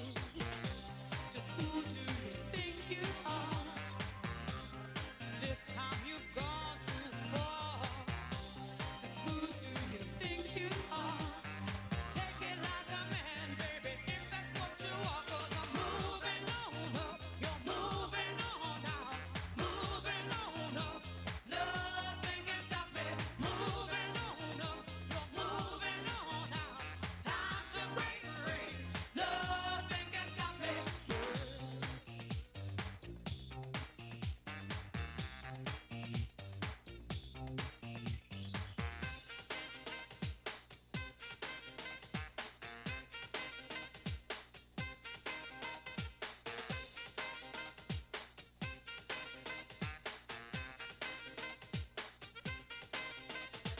Moving on up, moving on up, moving on up. Moving on up, moving on up, moving on up. Moving on up, moving on up, moving on up. Moving on up, you're moving on out. Moving on up, nothing can stop me.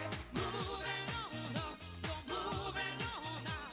Time to break free. Nothing can stop me. Moving, moving, moving. Nothing can stop me. Moving, moving. Time to break free. Nothing can stop me.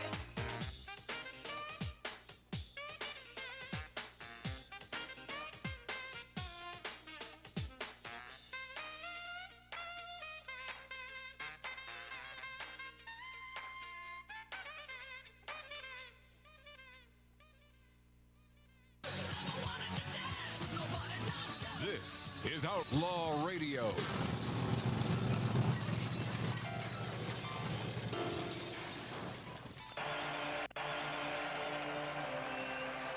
Wow, a lot of LGBTQ transgender narrative on the show today, but listen, if it's news, we're here to report it. What do you expect us to do? Ignore it? Can't do that. No, am I arguing with myself? I think I am. Welcome back to Magic Matt's Outlaw Radio on YouTube, on Rumble, and the finest radio stations in America. I also received another email from Pete in Oregon. He says, Matt, the sound, the volume is like 30% less than it was a couple weeks ago as well. He says, what is YouTube doing to you? Are you're effing the chicken. You're simply effing the chicken. And he said, they're making you F the chicken. So it's like, I don't know, man. We're working through it. I got to get an engineer friend of mine over here to figure this stuff out. I know you have a choice, and the fact that you're spending time with us, even through all the tumult on the show today, and it's much appreciated. I'm Magic Matt, and I live by these words here on Outlaw Radio. Transgender teen actor disheartened, Disney cut storyline from children's show. Another setback for the LGBTQ community. She's a voice role in the upcoming Pixar series Win or Lose. Has expressed disappointment that Disney cut the trans story from the show. Ah, she's disappointed. God, I'm sick and tired of these idiots. I'm just so sick and tired of these little punks. It's like you got a great paying gig. Shut up. You're just doing this to kiss ass for Disney, because you're not really putting Disney down. Disney, because the higher ups in Disney are saying, "Oh yeah, we feel you," but it's sort of the temperature of America right now. Oh, well, right. Considering they just paid Trump $16 million. Yeah, how about that, right? Chanel Stewart, a biological male who identifies as female, oh God, is still reportedly featured in Win or Lose, but said the character is now a straight cis girl. Let's all say cis, because it's something we never said just 4 or 5 years ago. We're a cis girl. That means you're a real girl, prefers the peen, right? I'm so sick of these idiots. Matt, really quickly. They just drive me nuts, man. It's just, shut up and take your money. You're making millions of dollars for doing voice work, which, yes, it is easy. I've done it. It's easy. Jack Riley, our old You're friend. not driving a truck across the country like these hard-working truck drivers, man. You're not digging ditches. You're not sweating. They give you an air-conditioned little booth with something to read. And you can wear and your then bathrobe. a director says, try it again. Oh, God. What are you saying, Mart? I don't even know now, but I like that. From the moment I got the script, I was excited to share my journey. Shut up. To hell. Boy. What's your journey? I'm not a negative guy. I know I'm coming off that way today, but I'm not a negative guy. But enough's enough. But I was excited to share my journey to help empower other trans. God. Just be trans and shut up about it. I don't care. I support you.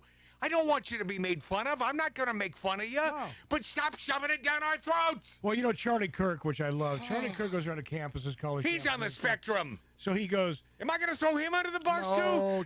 No. He's a brilliant kid. Brilliant, but he's not a guy you ever want to sit down at a bar and have a stogie with. Well, he won't smoke with you, and he won't drink with you. And he won't pick up the check. Enough about him. According to the radio station music log, I was just sent this. I'm supposed to play Brenda Lee's Rockin' Around the Christmas Tree right now, but I feel like playing ACDC's Dirty Deeds. Here's an idea. Since the boss is out of town, let's play both songs at the same time, and this will take us to break. This is a treat and a treatment and a debut today on Magic Matt's Outlaw Radio, on YouTube, on Rumble, and the finest radio stations. Hit it, Producer Dave.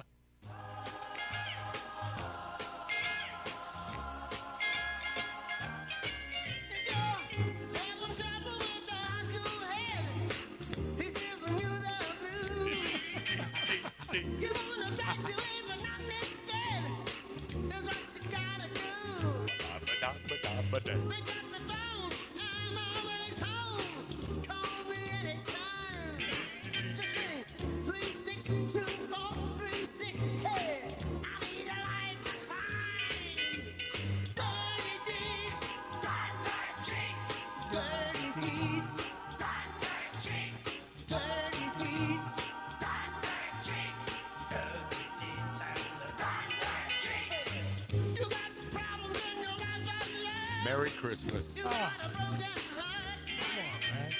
Mark Scott.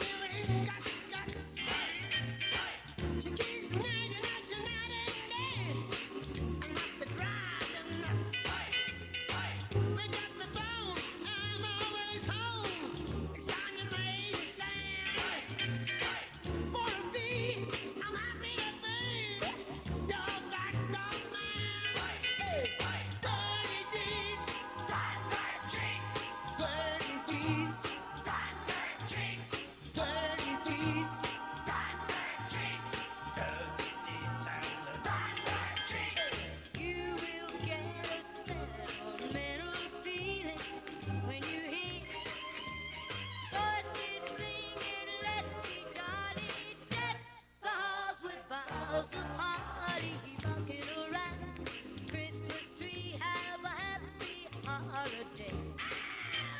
Everyone dancing merrily in the new old-fashioned way.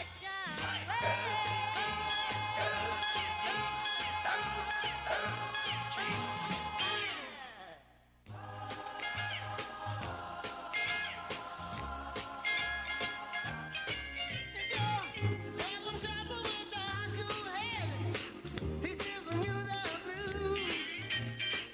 You wanna graduate monotonous bed. That's what you gotta do. Pick up the phone, I'm always home. Call me anytime.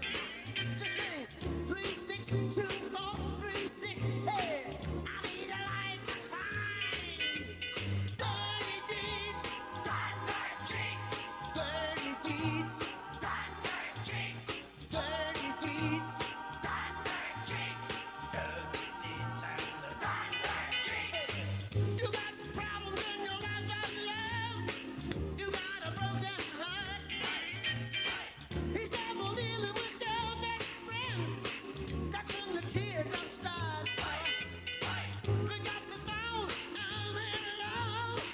Or make a social call. Come right in, we'll get around him. We'll have ourselves a ball. You will get a sentimental feeling when you hear voices singing, let's be jolly. Let the halls with boughs of holly rocking around the Christmas tree. Have a happy holiday. Everyone dancing merrily in the new old-fashioned way.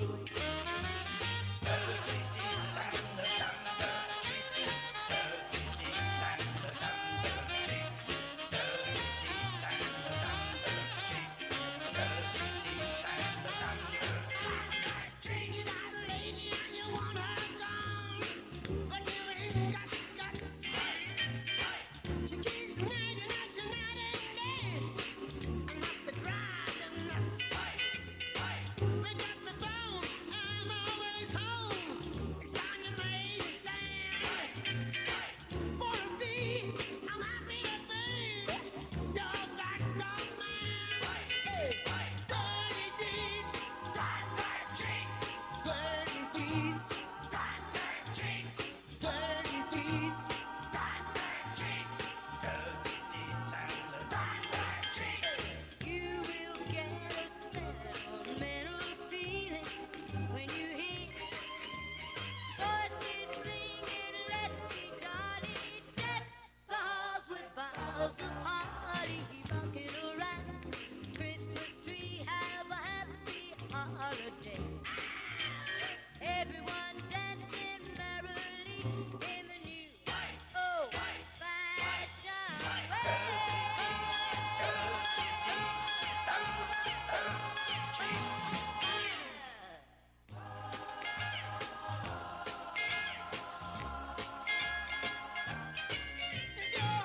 Having trouble with the high school head. He's giving you the blues. You wanna graduate monotonous bed. That's what you gotta do. Pick up the phone, I'm always home. Call me anytime. Just ring 362-436. Hey, I need a life to find. Dirty deeds, dirty cheek. Dirty deeds, dirty cheek. Dirty deeds, dirty cheek.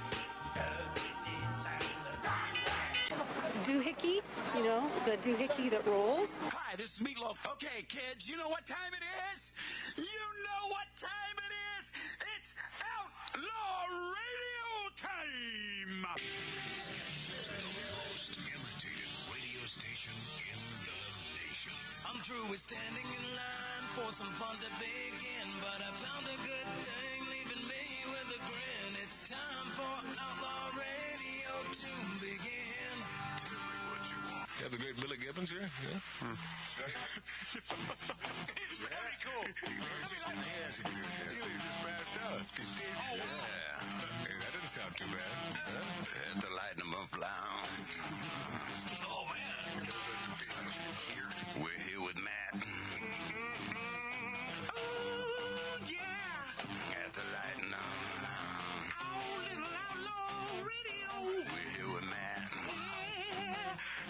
fat. We got all these guys and girls in the house. Let me tell you, that's where it's at. And that's, ladies and gentlemen, Matt Allen. Pass me a gallon.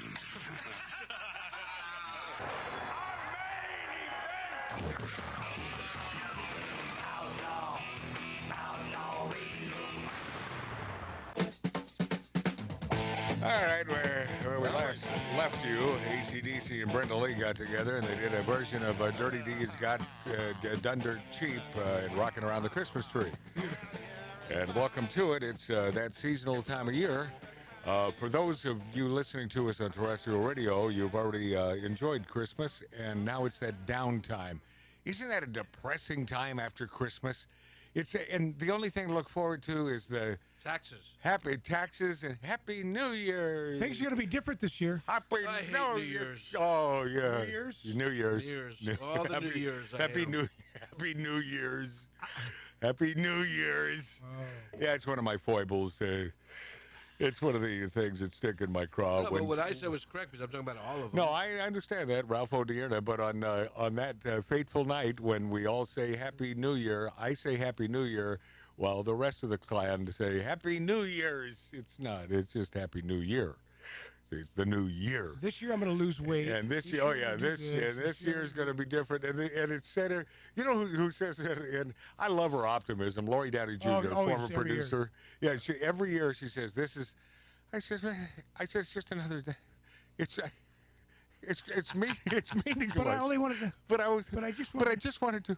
But I only wanted to. Nurse Ratchet, give me back my cigarettes. I want my cigarettes, Nurse Ratchet. But if you just let me. I just wanted to. But if you just let me lick it, I just. That's right. You know, I mean, it's just another day. But it's a day where so many restaurants cash in, and you know not that your meal isn't through the roof everywhere, every day of the year these days. Prime rib just keeps going up. I remember I was eating a great big 24-ounce prime rib at this joint in not Burbank, Glendale, California. For those of you in other parts of the country, which is most of you, that would be about 20 miles. Okay. So what you didn't see was Mark C.G. Boyer falling asleep and hitting his head on the microphone. And we can't make this crap up. Is that why we have him here? Yeah, to pass out. Okay. Yeah. For the prop gags. Was it your blood sugar? No. He's simply an idiot. And he's bored. He's really bored doing this show. Oh yeah. But he's here every week. You fall asleep during He's that here show. every damn week. That show you do before us. It's the only place that he gets a decent hour or two of sleep is on this show. Because he has a tough time sleeping. Can you imagine being a part of a radio show and you pass out to the point where you hit the microphone with your forehead? You don't have to imagine. That's Mark. happened. That's Mark C.G. Boyer. I hope we got that on camera. I hope you saw that. I didn't. Anyway, God bless you, Mark. Happy Hanukkah. Happy Hanukkah to you, my friend, my bagel biting buddy. The restaurant is called Damon's, and it's in Glendale. And at that time, I was paying $27, and that was only 8 years ago. $27 for a 24-ounce prime rib with blue cheese baked on top. It was the best. And then it went up to 34. And okay, 34, I can deal with that. And then it went up to 38. 38. Okay, all right. And then to 44, and then to 43. I think it's now at least 60 effing dollars. It's not prime. This is not prime beef. But Musso and Frank's. Last time I was there a couple of years ago, I had a great prime rib. Musso and Frank's is the oldest restaurant in Hollywood. Great joint. And I had a prime rib. Why did I order the prime rib? Well, it was 24 ounces, and so it's a big slab of meat. Yeah. And when I'm out eating meat, I want a big slab of meat. Yeah. Don't you want a big slab of meat? If you're eating a steak, don't you want a big effing slab? I mean, those who go for petite cuts, then don't eat. Don't go out. In fact, I'm mandating now. Yeah, just don't eat. No. You think you're able to order a petite filet? Talk to John Alvin. No, talk to me. Stay home. From now on, I will give the word to those restaurants that you want a petite filet, and they won't serve you. Done. You're out. Yeah, yeah. Stay home. Yeah. Eat a Swanson mostly white meat turkey TV dinner and be happy about it, because that's just enough food for you. The string beans are great. Bad dessert though. You get that crunchy crap in the apple compote. It's terrible. By the way, Taylor's in K-Town is still around $48 for that ribeye. And by the way, at that great old Bastion Steakhouse, it's been there since the 40s. It's a great old place in Koreatown here in Los Angeles.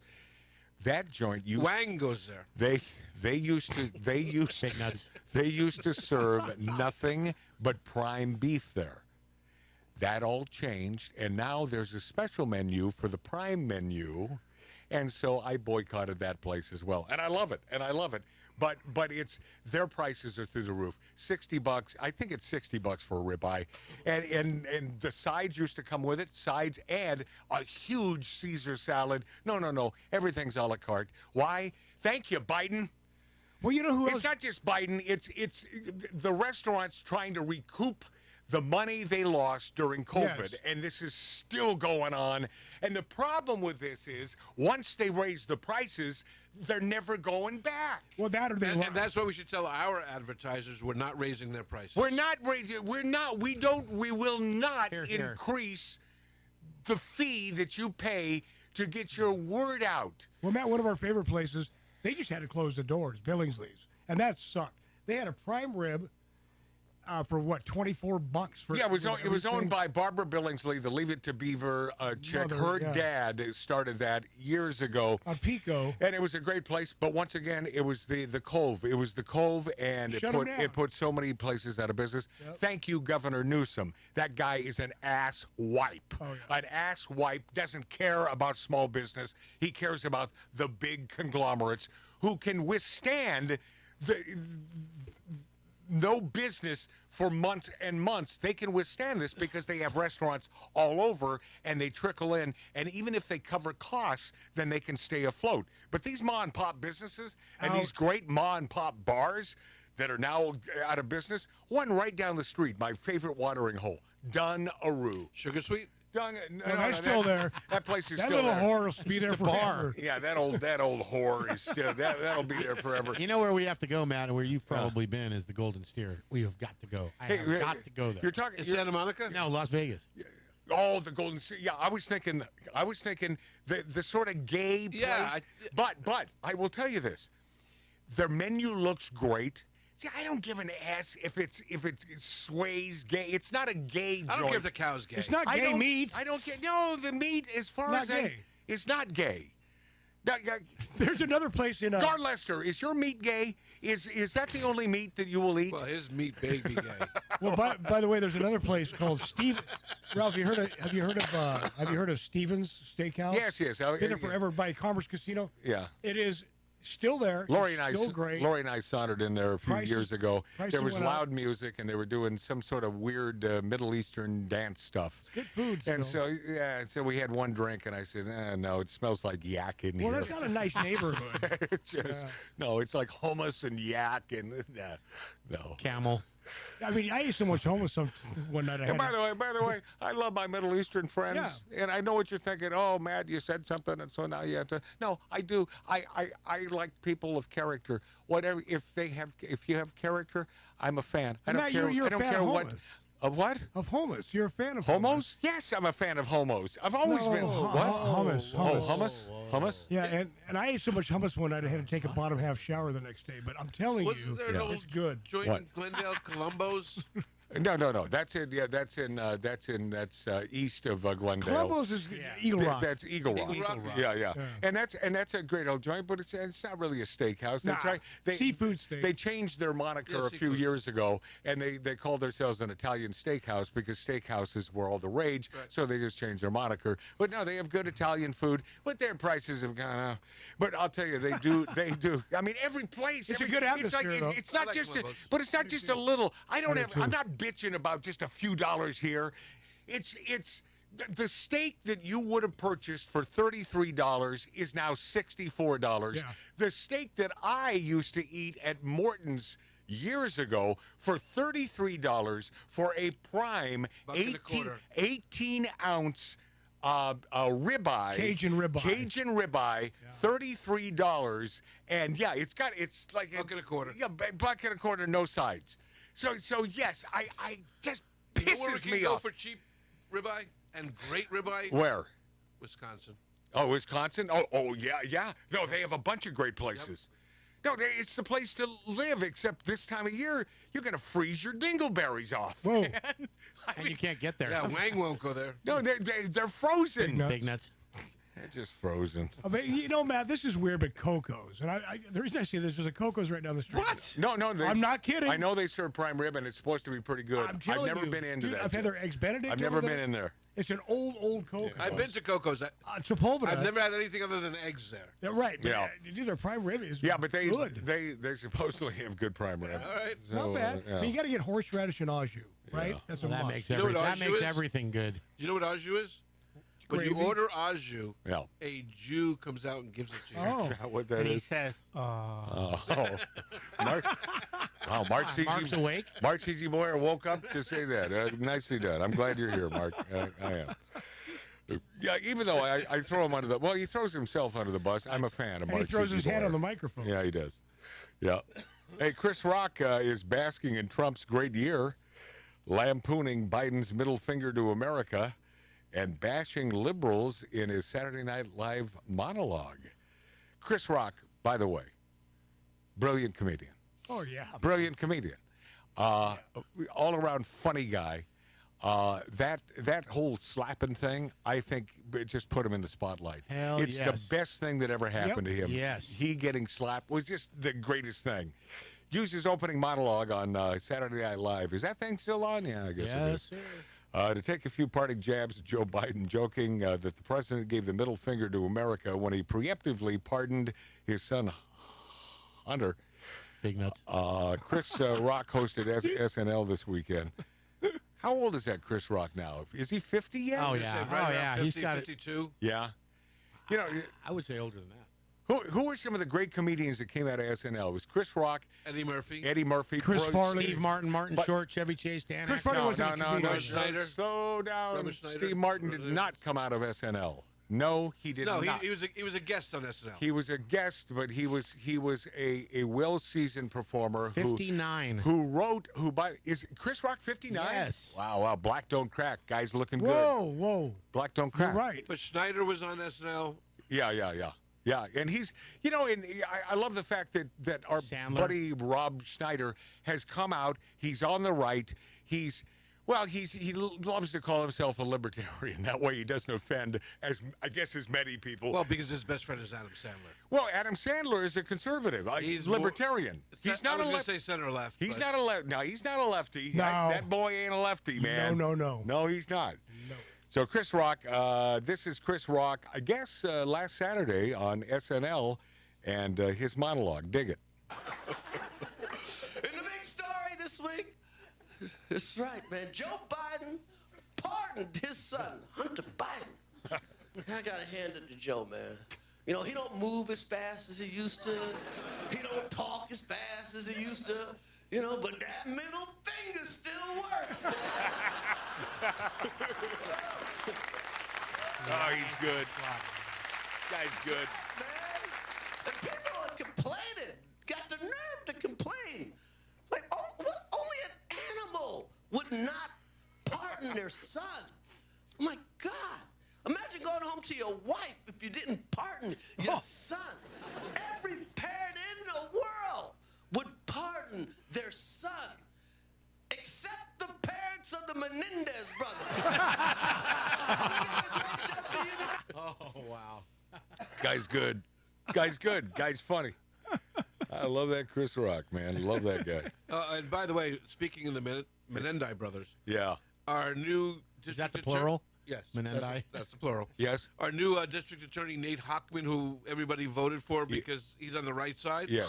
came out and said, L.A. is a sanctuary city.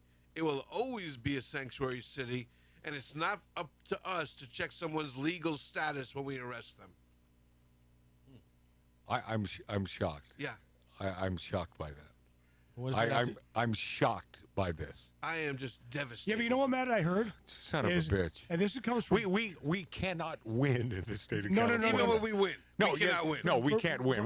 We're idiots for staying here. We got to get the hell out of this state. Yes, Mark? I was listening to Hugh Hewitt, which I'm not a big fan of, on one of the. He radio likes stations. Gullivers down in Irvine. But I know. I don't know. Hugh Anyway, Hewitt. he's off and on, but He's sort of rhino-esque, you know. without a doubt. He anyway, is. what he But he's said, very smart, Marty. He's Yeah, just, he is smart. he's intelligentsia. what he said this week was, yeah, hi, Hugh Hewitt. and, Yeah, Hugh Hewitt. So Anyway, so he said, these people don't know in California.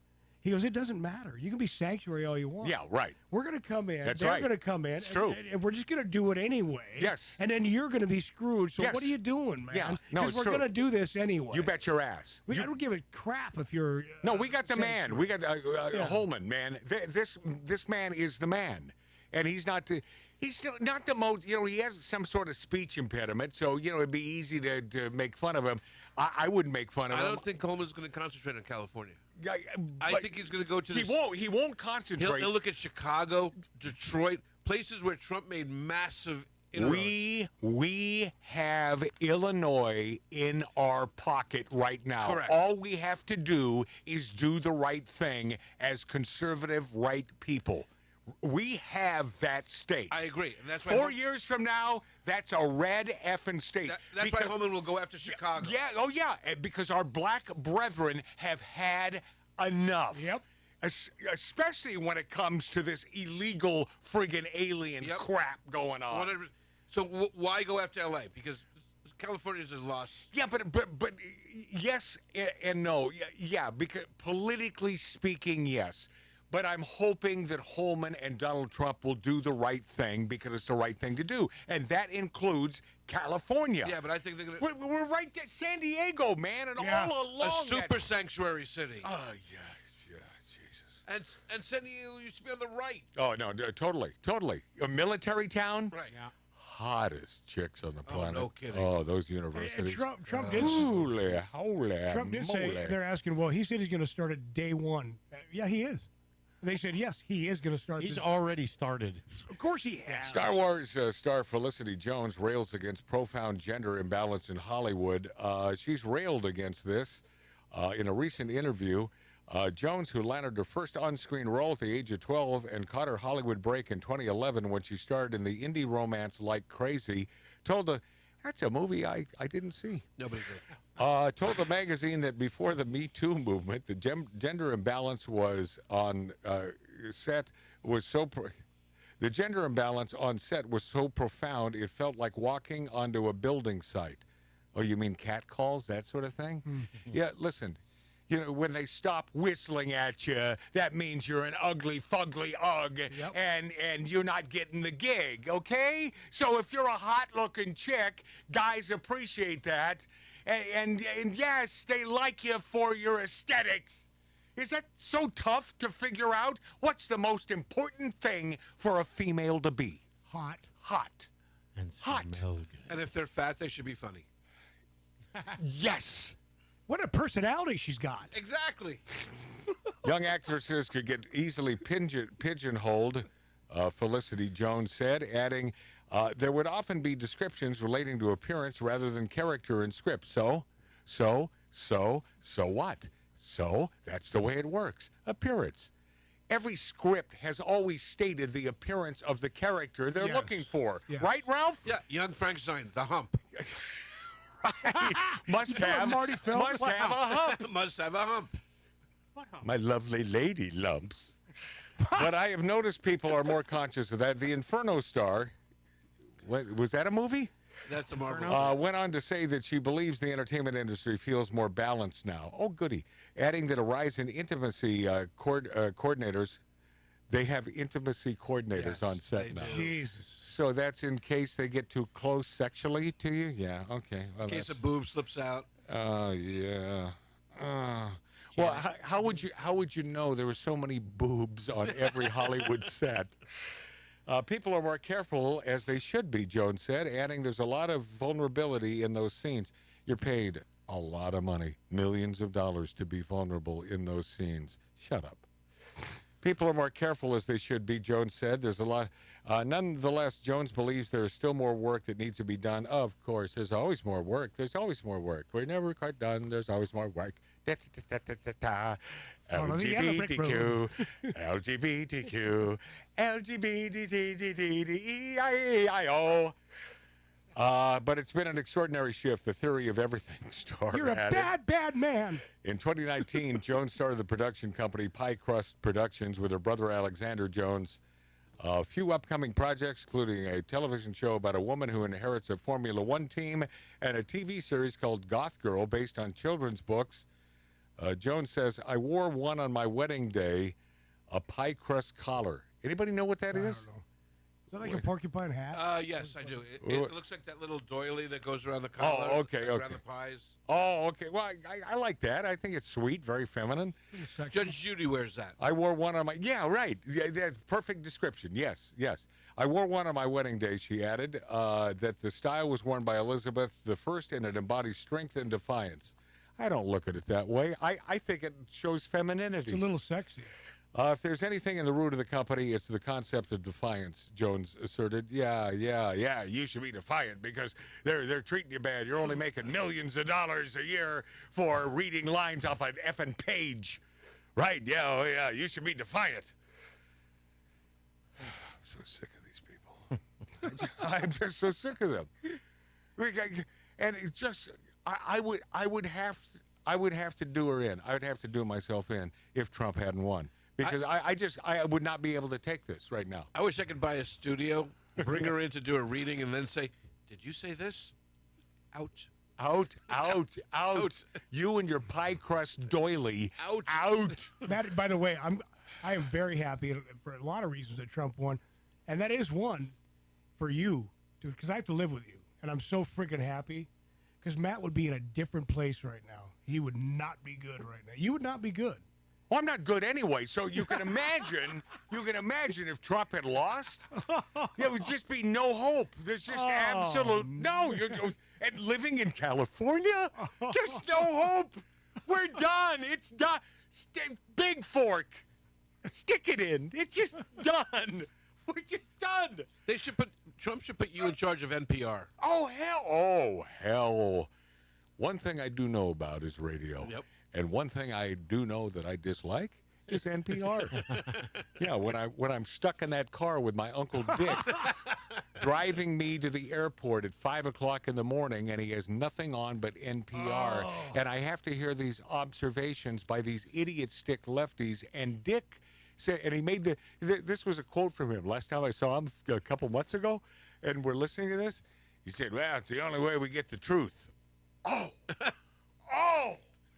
That's my uncle who owns at least a dozen guns, believes in personal freedom, believes in less government. Who wants to take your guns, Uncle Dick from Dayton? Is it the right or the left? Is it Kamala or is it Donald Trump? But yet you vote for Kamala Harris? Maybe there'll be a confession in 2025 from my uncle saying, "Matt, I was just kidding. I really voted for Trump." Yeah. Why not?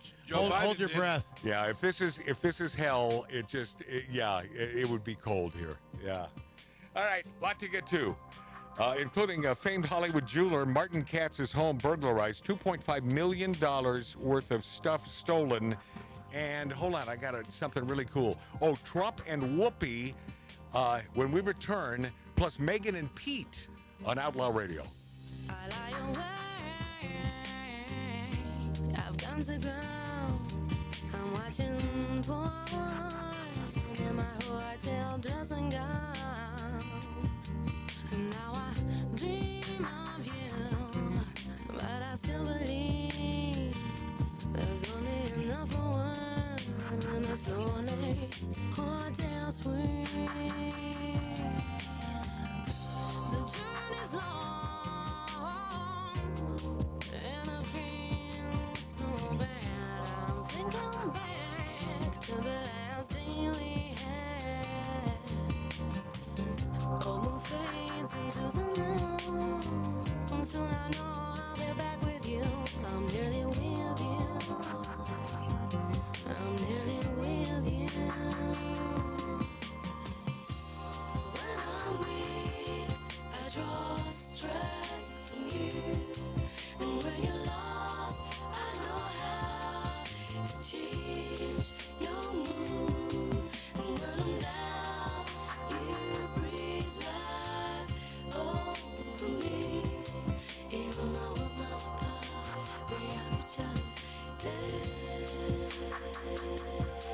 On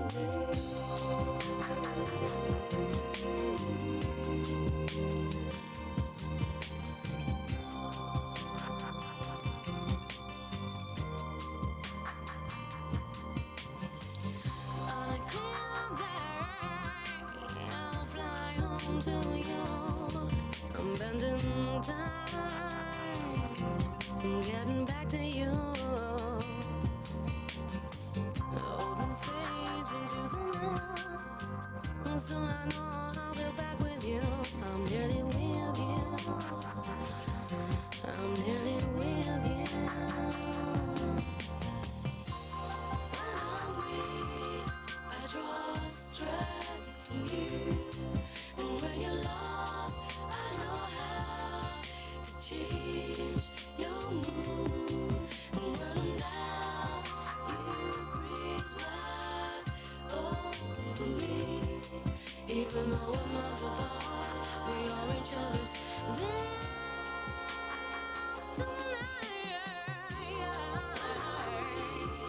I draw strength from you. And when you're lost, I know how to change your mood. And when I'm down, you breathe life over me. Even though we're miles apart, we are each other's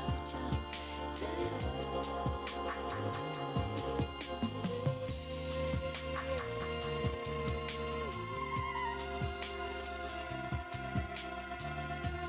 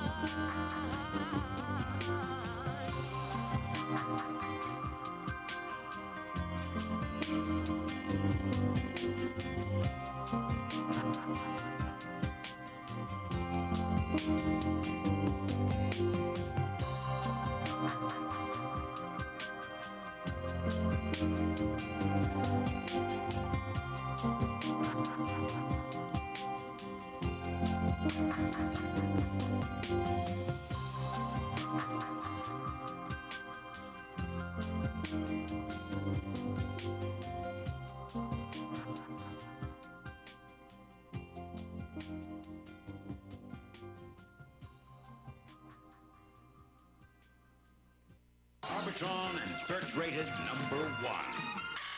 This is Outlaw Radio with Magic Matt, the man who is always right. I know somewhere there you have Carson theme. Punch in Carson. It's going to come up Carson Dolly, but then move forward and then find Carson theme, and that'll be the Tonight Show theme. Tell me when you're there. There. Okay, hit it.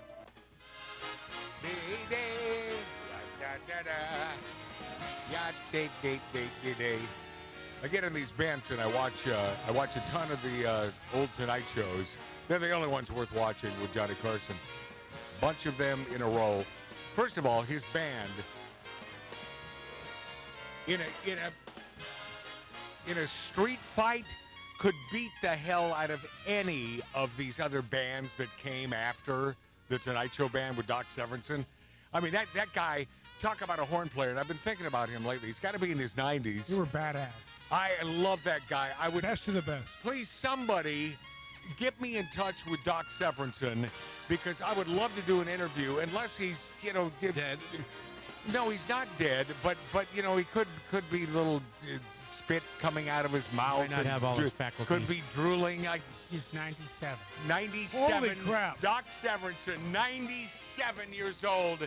One of the greats of all time. Oh, yeah. We could put him and Dick Van Dyke in here. Oh, yeah. Well, Dick Van Dyke, I guarantee you, Doc Severinsen would be on the right. We know Dick Van Dyke is, big lefty, but both brilliant in their own way. Yes. I have watched, because they play these over and over. YouTube will start running, and then it's, on the smart TV, and then it just continues, and I'll wake up 3 hours later. Now I'll see the same bit I saw 3 hours earlier. Yeah. And it's the one, and I only mention this because most of you watching us, Magic Matt's Outlaw Radio on YouTube, you can still procure us by punching in kamalato.us. That'll bring you right to our channel. And Tampon Tim. And tampontim.us until the inauguration, and then that's over. We'll come up with a new one. Inauguration.us or whatever the hell it is. Trump.us. So here's the dealio. It's the bit where Johnny comes back from a night off, and he finds that his little box in front of him is broken. Mark? Yes, Mark? Go. Oh, Mark, guys, just talk to me. Funnier than all hell. Okay. Now, the reason I bring this up is because his box is broken, this wooden box that he tapped on with his pencil. With his pencils Cigarettes. that had erasers on both ends. Those were the Johnny Carson pencils. And he would tap on that. And the way he described it is, I'd tap on this so I wouldn't go nuts during the show. It'd give me something to do. So he noticed it was broken one night, and he said, what happened? And it was Doc filling in for Ed. And Doc said, well, it was last night. It was Don Rickles. A bit didn't work, and he went nuts, and he slammed it down on the desk. And he said, you got to be S-ing me. Now, I'm bringing this up because you know, those of you watching us and listening to us on the greatest radio stations, you know the bit. I'm not telling you this because this is something new. There's a reason. So he says, okay, this is unscripted. This is Johnny. It's unscripted. Is he here? Is Don over? Is he? At that time, Don was filming, and they were still filming back then, CPO Sharky, another failed television show, unfortunately by a genius named Don Rickles, but just never really printed when it came to sitcoms. Not a TV guy. Just never. No. Well, not his own show. It just, I don't know. It just never worked. So he said, is he? Okay, follow me. Johnny gets up, and he said, so the camera follows him. I'm going over to and then he notices that, closed set, and the red light is on. He said, I don't give an F. And by the way, Johnny Carson didn't care and didn't have to care because he was making more money for that network than any other show. 5 nights a week, and at that time it could have been 3 nights a week, the new deal that he constructed. But so he barges in, and he goes through this whole thing with Don, and Don is in the middle of a scene, and he shows the thing, what are you going to do about this, blah, blah, blah. Here's my question. And it finally, after about the 1,000th time over the last 30 years that I've watched this bit, the camera that followed Johnny in is no longer the camera that you see. It's the camera that they're using for CPO Sharky. That's great. That is now capturing Don Rickles and Johnny Carson on the set. Now, it's either one of two things. This was planned. That's what I was thinking. Or B, in the control rooms of many networks and even radio stations that work this way, there's a switcher, and one button would take you into that studio. Now, me be thinking that it was, even though Johnny said, this is not planned, this is not scripted, of course this was planned. This was, Ralph, what's your gut? This was planned. It was scripted. It was. And I don't think a switcher can go from one soundstage to the other. I think it can. I think they do have that capability. We had that capability at KISS FM. We could go from one studio to another depending on the studio. However, I thought that was really, first time I picked up on that, it's like, wait a second. this was a planned bit. Now, was Don aware of it? I doubt it, because I think that would have screwed the pooch. You don't want Don to know. But everyone knew except Don, and it's still, to this day, it's a great bit, and which shows you that Johnny was doing stuff that David Letterman then adopted. Right. And David Letterman, boy, that's a sad case, because what a brilliant guy, and turned out to be, in my opinion, a brilliant interviewer. And funny as hell. But why does he have to be a woke lefty? Why does that guy, who is so brilliant and so educated, did I just answer the question? Maybe I just did. I think was he an Ivy Leaguer or I don't think so. Nebraska He's guy? from Indiana. Yeah, so but still higher learning to the point where his professors, I think, sort of taught him America bad. So what did Don say? Well, I never saw the bit. So what did Don? No, you just gotta wait, because most of the people who are watching us and listening, they know the bit. So watch it. It's worth it, if you've never seen it before. But it is a good one. And Don Rickles, one of my heroes, I had the opportunity to meet about 9 years ago at a buddy of mine who is his son-in-law, and Ed Mann, who I've known for many, many years. And he knew how much I loved Don, and he said, come over, I'm playing trumpet. That's Ed, playing trumpet at a gig in Santa Monica. And the only reason I'd go to Santa Monica would be to meet Don Rickles. Yeah. And Don was that guy. Even in his 80s, he was still that guy.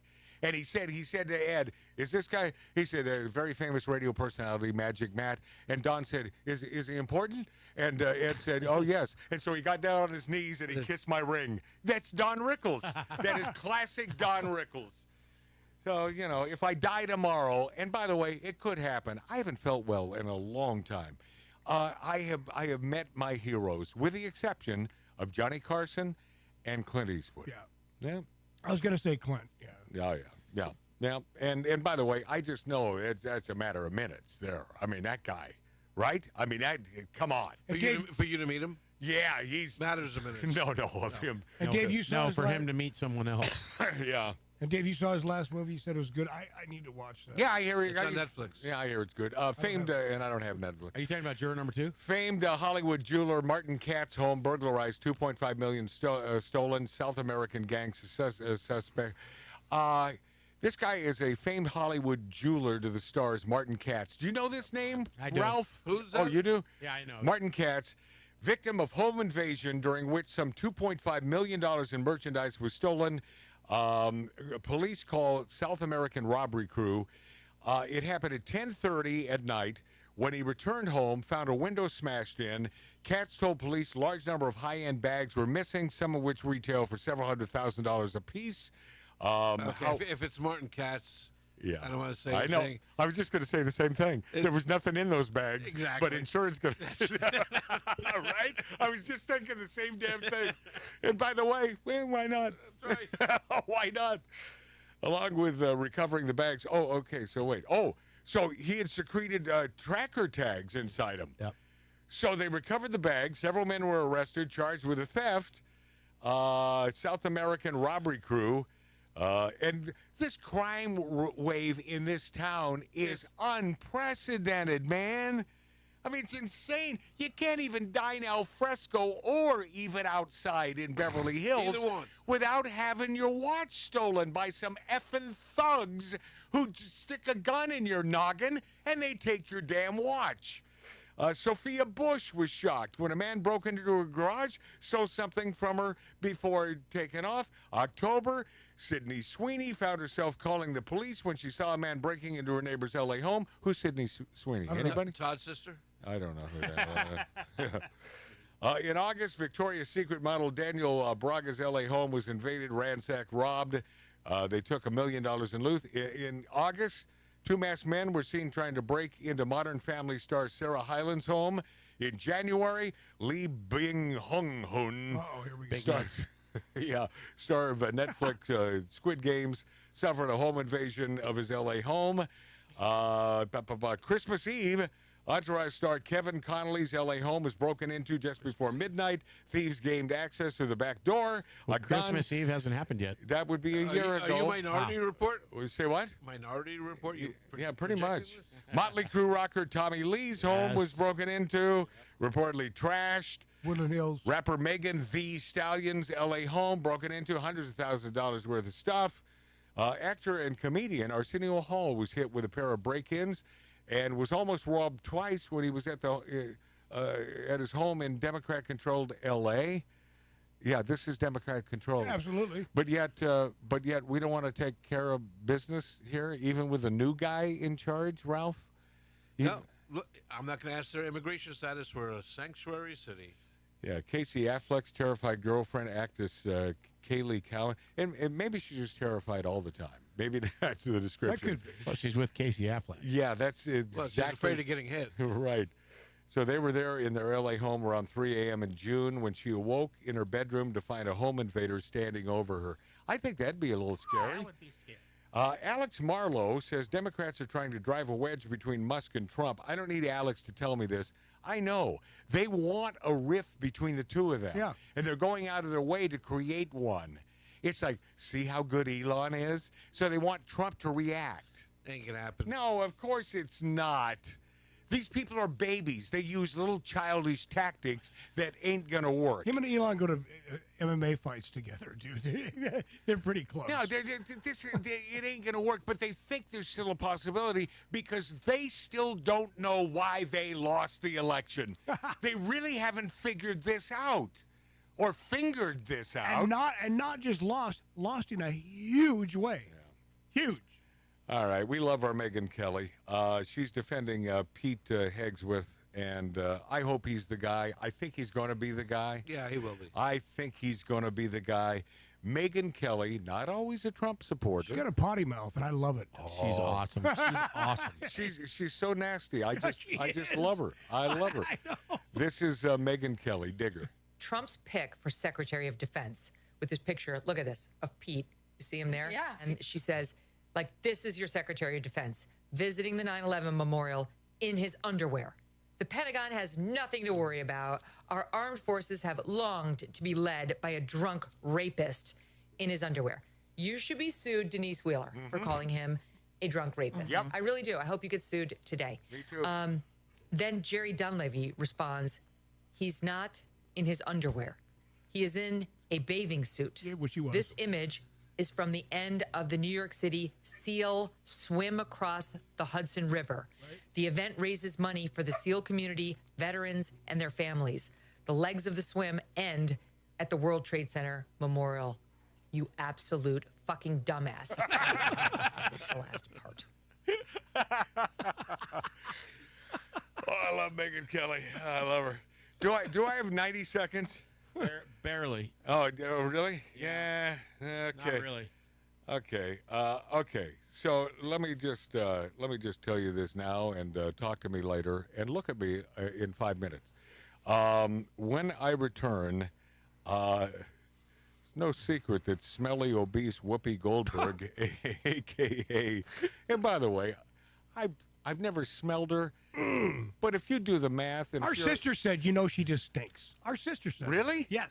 Is that right? Yep. She goes, she's got to stink. And by the way, my ex-wife, she was a flight attendant on American Airlines for Oprah, and if you don't think Oprah's a racist, Oprah was being served by some white gal, and she made a stink out of that. And she said, "I want my sister to serve me."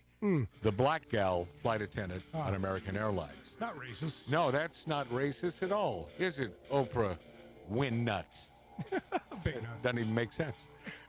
But I'm going to get to Donald Trump is a horrible man, yet Whoopi Cushion Goldberg begged him to appear in a film of hers next on Magic Matt's Outlaw Radio.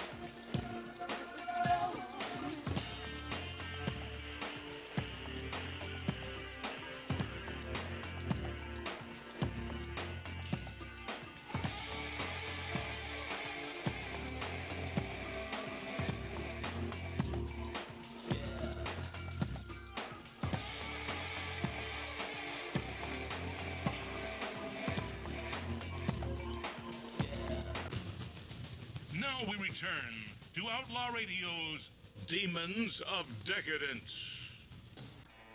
Yes, it's the big boozy Christmas show.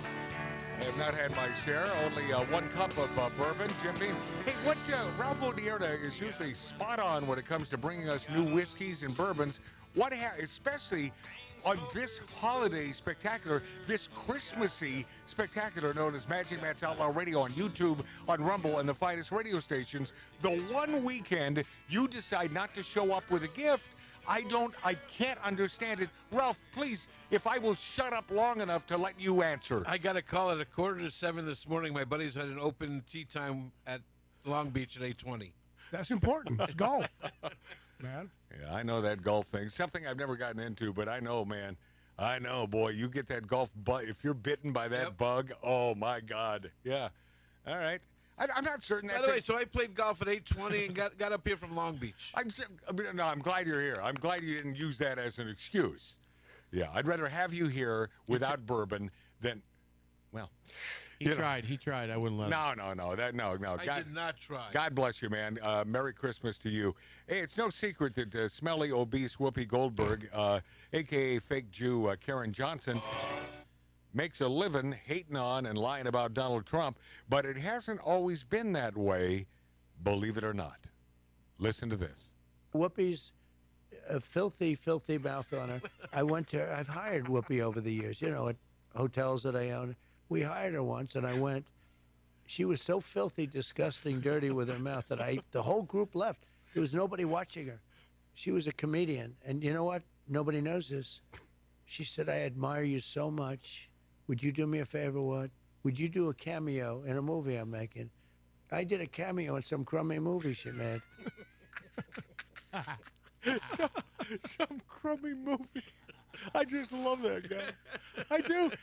The reason why we love him is the reason why the woke left hates him. Yeah, because he's no holds barred. We love him, but just the word crummy. It's like, it's just perfect.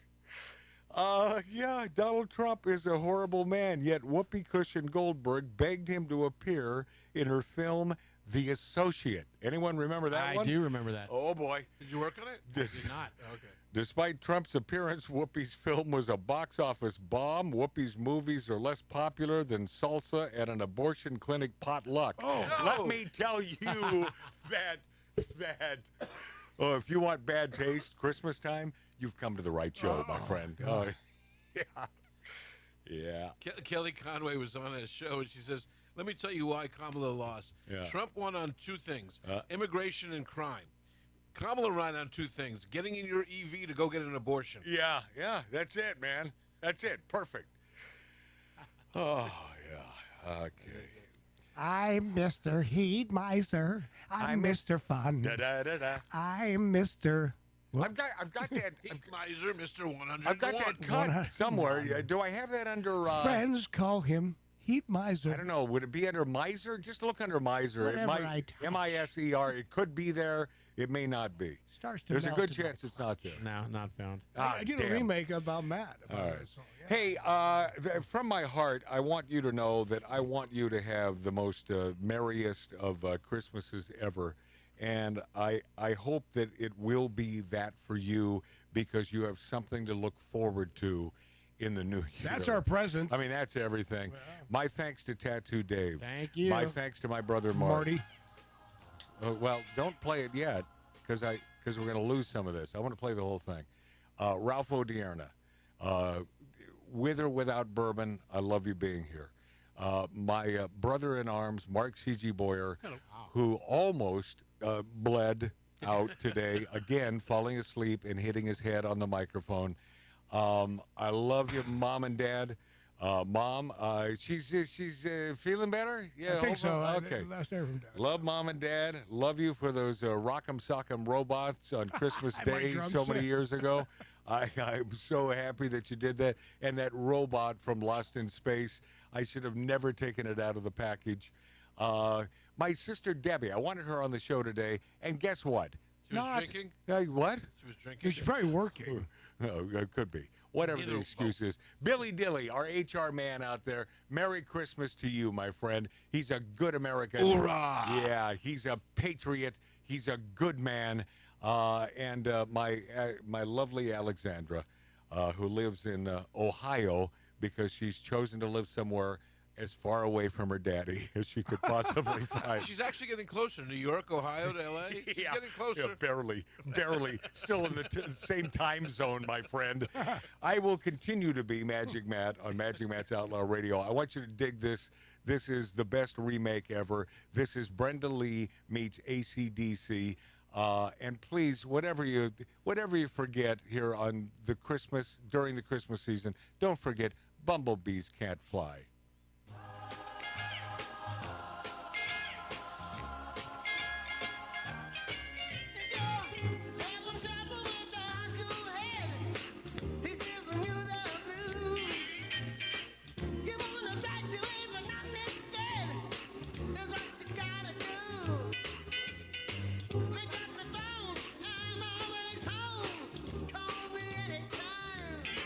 Just 3, 6, 2,